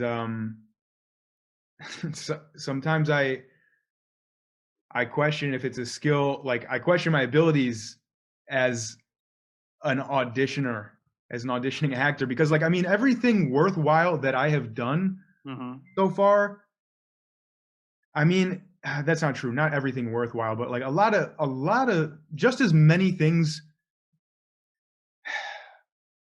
I would say, like, half the things I have done have been because of relationships I've made. Right. That's like, relationships are like what we're talking about. It's a huge deal, and, It's honestly, it's kind of everything. it's kinda Like everything. it's kind of it's I mean, again, I don't ever want to say that anything is everything, but it's a big part. Yeah. It's a big part. Being, you know what? And just I know you got a lot. You got I don't mean to cut you off, but let's like being a good person is such an important thing in this industry. Like being a good person, being someone who attracts people, and not like you're like trying to like make people like you. You just are like, you know, I'm gonna walk in this situation. I'm just gonna be a good person. I'm just gonna like help out anything that needs to be helped out with. Like just like because when a director sees that from an actor, it's an immediate hook. It's an immediate like, oh, you're pleasant to be around. Oh, great. And you're a good actor. Oh, he's going on the top of the list. He or she is going on the top of the list immediately. You know, Yeah. that's what it is. Yeah, there's something to be said for sure about, like, performing even when you're not performing. Like, like you said, you don't wanna, like, be trying too hard. Like, you don't wanna be this person who just, like, comes across as being, like, this kiss ass to everyone, Uh huh. but it's evident when somebody is, like, turned on and, like, you know, Yeah. like you said, like, looking for opportunities to, I don't know, be of service or something. Like, if you're just on set and you're in a shitty mood and you're just like, like, director's like, all right, let's set up, be ready in 10 minutes, and you're sitting there like, oh, like, please, I need to sit down for at least 20 more minutes. I don't know, like, you're complaining Yeah. about something, but, like, it's pretty clear when somebody's like just trying, when they're just like there and receiving and giving you back that Yeah. energy. Right. That's, I think that's like what we're talking about. When I say performing, I don't mean being like disingenuous. I mean, you know, you're awake and you're being attentive to what's around you, and if you feel you could help out, or you know, you could do something in some way, that you do it. Hmm. Just like being aware of what's going on around you on set. And so, yeah, I think that that stuff goes a long way too. Yeah. No, I think you're dead on the money, and I think it's important that you made that distinction that perform when you say performing, it's not disingenuous, right? You truly are just being, but as you said, you're not closing yourself off. You're open. You're like, hey, I'm ready to do whatever is necessary, and I will be cheerful and like I want to be here. I I want to want to be be here. here. I I want want to to be. be here. I didn't just come here just because I'm hoping to get a check. I'm here because I want to work with you and gain something really significant from this experience. That's why I came to audition with you. Right? It's almost like once you take the whole like neediness, and I don't know if you agree with this, but like once you like take the neediness of like, oh, I gotta get the role. Once you take that out of like your attitude towards it, I would assume that makes it a lot easier because then you can just be. and just do the performance without having that like coming off as needy, like, oh, I need you to say yes. You know what I mean? Yeah. Yeah. I uh I think that's when the energy can really flow, and you're gonna give your best performance or your best audition. Hmm. Um, I just talked to a friend who I graduated with, and he booked a big voiceover role on an upcoming video game, and he gets a lot of opportunities. Like, Hmm. he auditions for hundreds and hundreds of big voiceover opportunities, and he he really believes the reason he got this is because he thought there was no way he was going to get it, and he was almost exhausted. He said in this week in particular, he got a lot, and it had been like almost 2 years, I think, that he's been with this agency and hasn't really booked a big voiceover thing, and he was just like, fuck it, I whatever, here's another one, we'll just throw it together, all right, there you go, and sends it off. And he totally credits that, or attributes his like apathy towards it to booking him that gig. So that's a tough thing to do, though, man. It's easier said than done to detach yourself from something like that, something you want so bad. I agree. I think but that's so interesting though. It's like, again, because I'm sure when your friend did that thing, there was no energy of neediness when he did that. Like, because he was just like, what? I mean, whatever, man. It could work out. It could not. I don't give a shit. And then it just left room for him to do it. Like that's all that was left of him, was just, I'm just gonna do it. Like, let's just Mhm. do it. But you're right. It is easier said than done. But I think there are ways of just like, because I mean, and I think directors do this to an extent, like right before they're gonna go on set each day. Like, because as a director, when you go on set, it's gonna be 50 questions thrown at you in the first 10 minutes. Like, and you gotta be ready to answer, and you gotta be ready to like go. So like, I think what I do is I think being present, being in the moment, being present, and understanding, and almost like, I mean, you could argue that this is like tricking your brain, but I don't like to use that word like it's trick. I just kind of say to myself like, you know what? My intention today is that this is going to be a very productive and creatively fulfilling day. And I'm going to tune myself into that. And that's all that I'm going to, worry about.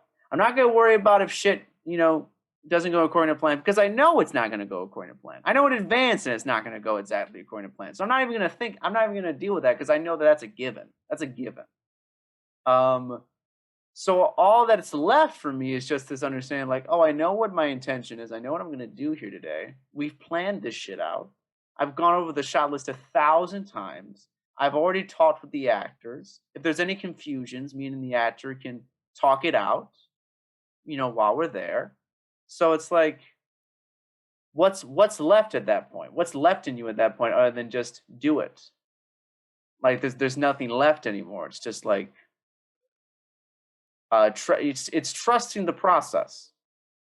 It's trusting the process and trusting the creative process, which is what we've all decided to devote our lives to if we're in this industry. Yeah, trust the process, man. Trust the process. Trust that process. Even if the process, even if it seems like it's like bad, it's like trusting the process of like, okay, well, it's bad right now, but maybe because it's bad, it's gonna open up the doors, and I just need to go the next door. I just need to go the next thing, or for like a tangible example, if you're on set and the weather's giving you, giving you problems, okay, let's move to a different location or let's move it indoors. And then the scene takes a whole new life of its own because now you expected this conversation to happen outside. Now it's happening inside. And so that changes things. But then later in the edit, when you're in the editing room, you have shot the scene and then you're like, oh, wow, this seems really cool. I like the fact like how everything is, how it's all coming along. And you're like, that change actually made it better to have that scene play inside as opposed to outside. So you really never know. It is, I think that's a huge lesson, is trusting the process, whether you're the director or the actor. Yeah, it's the most collaborative medium, and it's an organic thing. So you just got to kind of trust the things around you. There's going to be unforeseen circumstances for sure. Oh gosh. Oh yeah. Filmmakers know this too well. It's just like what you said with the Mike Tyson quote. Directors can have the best plan, and they should. Directors should plan the shit out of things before they go on set. Like, I'm not saying like you should plan shit out to a T, but then you'll get punched in the face, and it's okay, like, because you knew that you were gonna get punched in the face. Yeah. You knew this was gonna happen. You knew that you were gonna plan this shit out and that you were gonna get punched in the face. And then what do? You trust the process and you go in whatever direction that you decide, or you and your crew members decide, or you guys will figure out a way because you're dedicated to the process. Mm-hmm. Damn. Shit. I hope people who are watching are like taking notes. Like, this is like, I feel like this is like some good shit. Good. I don't know about you, but yeah. I do too. I've really enjoyed it. Yeah. Hopefully it helps somebody. Hopefully somebody enjoys it. Well, like, that's the whole point of this. I just hope that whatever we say, whatever we talk about, someone hears and it's like, oh, damn, that's exactly what I needed to hear at that moment. I'm sure you talked about this on another episode, but how did the name come about? Oh, Courier 13? Well, yeah, so I just decided one day, this is during the height of like the March lockdowns. Okay. Now I was depressed as hell because, it's interesting because I'm in a really interesting point right now because, and I have talked about this before. I'm on pre-production. Like, I'm finishing up the climb right now. It's gonna be finished at the end of February. So like, I'm finishing a film and I'm starting a web series. I'm starting like an episodic narrative. Niobe, yes. You're starting it? No, well, what I mean by starting is I'm in the development process. Casting hasn't happened yet. Don't worry. Don't worry. Casting isn't over. Casting has not begun yet. We're right now we've assembled the crew and we are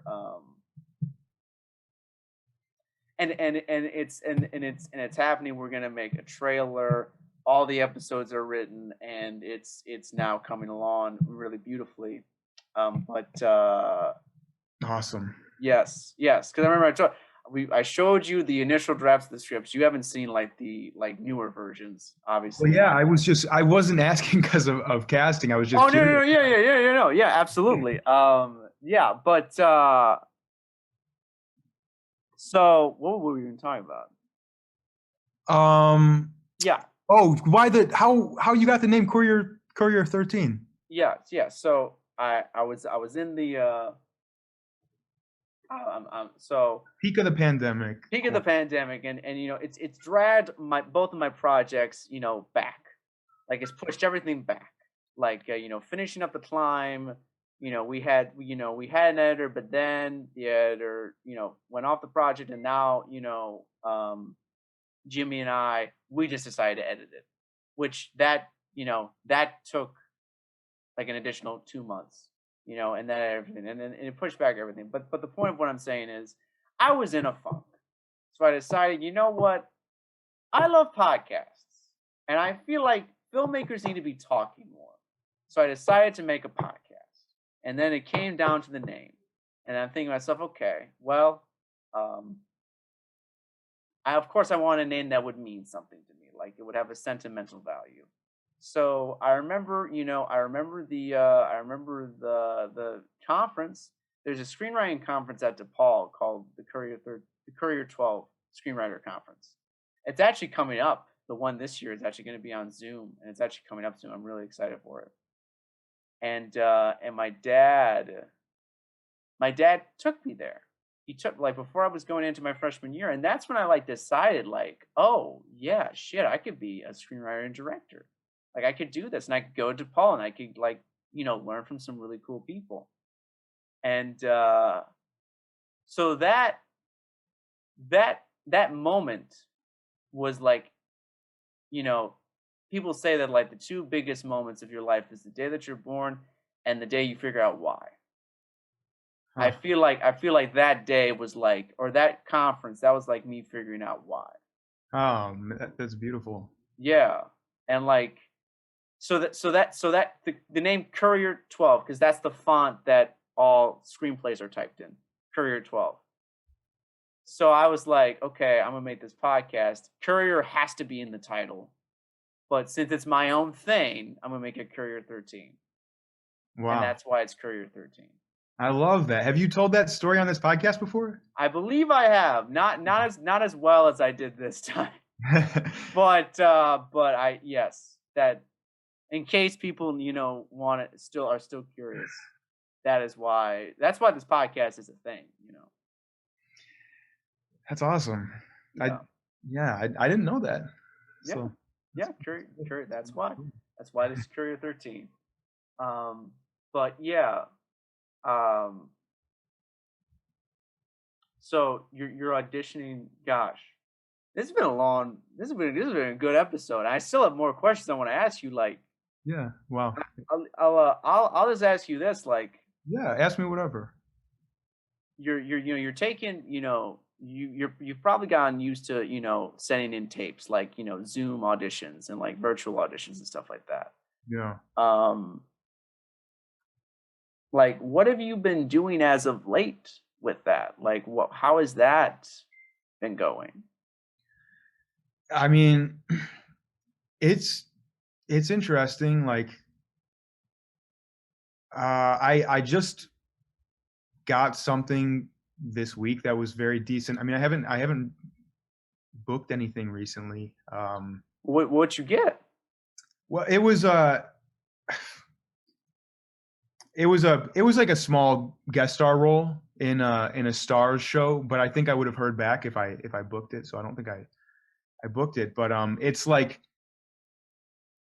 it's one of the first decent things I've gotten since being back in Chicago. It would film in Chicago, so that was cool. Like I hope I get more of that, because I would love to work in Chicago. One of the things that I really hope comes out of this whole pandemic is I hope it changes the landscape enough, because at first I couldn't stand that there was no in-person auditions, because I would much rather audition in person. It's just so much easier. It's way less work. Like you're saying, I think the people in the room can feel you and sense you in a way that they can't. That's hard to like get from a Yeah, audition. absolutely. And it's just a lot more work on my end. I've got to like set up the camera, set up the lights. I have to upload the footage, edit the footage, and then, upload it to a website usually, or something like that. But one of the good things about it, and one of the things that I really hope changes about the industry landscape, is that I hope, because I used to feel like when you're getting established in your acting career, it's kind of like you need to be in LA or maybe Yeah. New York. Like you've got to be kind of like in those places. And I'm hoping now that doesn't matter so much. Like I'm hoping that you can have equal opportunity regardless of your geographic location now. I would love that, because I've been like paying for my apartment in LA because I don't know when I'm going to go back. And I think I'm going to finally go back soon, like next month. Mm. But, still, I would love to just, you know, go in between here or there, also go to other places. Before that meant missing an opportunity. That if you weren't in LA, like you couldn't audition for this. But now I'm hoping that's not the case. Um, Yeah. yeah. And the only other thing I was going to say is I booked something recently that I had turned down because the terms were just so terrible. It was like a non-union production, which is probably one of the reasons for that. But Mm. um, What was it, a feature? What it was was a it? feature. It was a feature. Yeah. Do you know anything like about it, or like was it just I very vague? Yeah, I don't want to like say because I shouldn't say, but it's like a horror feature. Okay. But yeah, that's like the only thing recently. It was disappointing because like I spent a long time auditioning. I think they had 4 or 5 callbacks. I've been auditioning for a few months for it, and I got it, and I was psyched. But I felt like they were severely undervaluing me and my work. So like that was a tough decision. Mm. I send in all these auditions. I finally get something, but then it's not. Oh, that takes balls, Yeah, and that's the first time I've ever done that. That's the first time I've yeah, ever done that.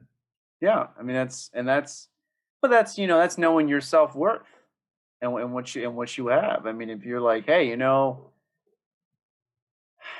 you're giving me this opportunity, but you're not treating me right, and or I mean, or if this is just like this isn't up to just the reasonable standards of what I can give you, Yeah, then I agree. I agree. I think because you chose not to do that, something really great is going to come your way because you've established, hey, these are my standards here. You know. yeah. No, thanks. I hope you're right about that. I think it will too. And yeah, that wasn't easy for me. I probably wouldn't have done that, 2 years ago. But yeah, I think it'll be good. It's funny because I turned that down that morning, and then like later that evening, I got that other good opportunity. So You don't know what's going on with that, so I think you just got to let that yeah, see what comes with that. But yeah. Hopefully more come. Hopefully more come across my plate from Chicago. oh yeah, more and more and more will come. More and more will come. Listen, man. I don't know if I have any more questions for you. I think we've gotten to the point where it's like I Yeah, don't know. I don't know. But I will say this: I really enjoyed talking with you. I I had a lot of really fun. I had a lot of fun too. It was great, and yeah, let's do it again someday. Let's do it in person next time. Yes, yes. The next time that we have a talk about anything, I think it should be in person. Yeah. Well, thank you very much, Tim. Well, Tyler, no, thank you. I always say this, because the guest always is like, thank you. You gotta understand, like, this show is about the guests, and without the guests, this show people aren't learning stuff from the show. So thank you for taking the time out of your day, out of your evening. I guess it's probably more appropriate to say, to do this. So thank you for everything, man. Yeah, it's been a pleasure. All right, man. Well, I hope to talk to you soon. I'll see you later. All right, see you later, Tim.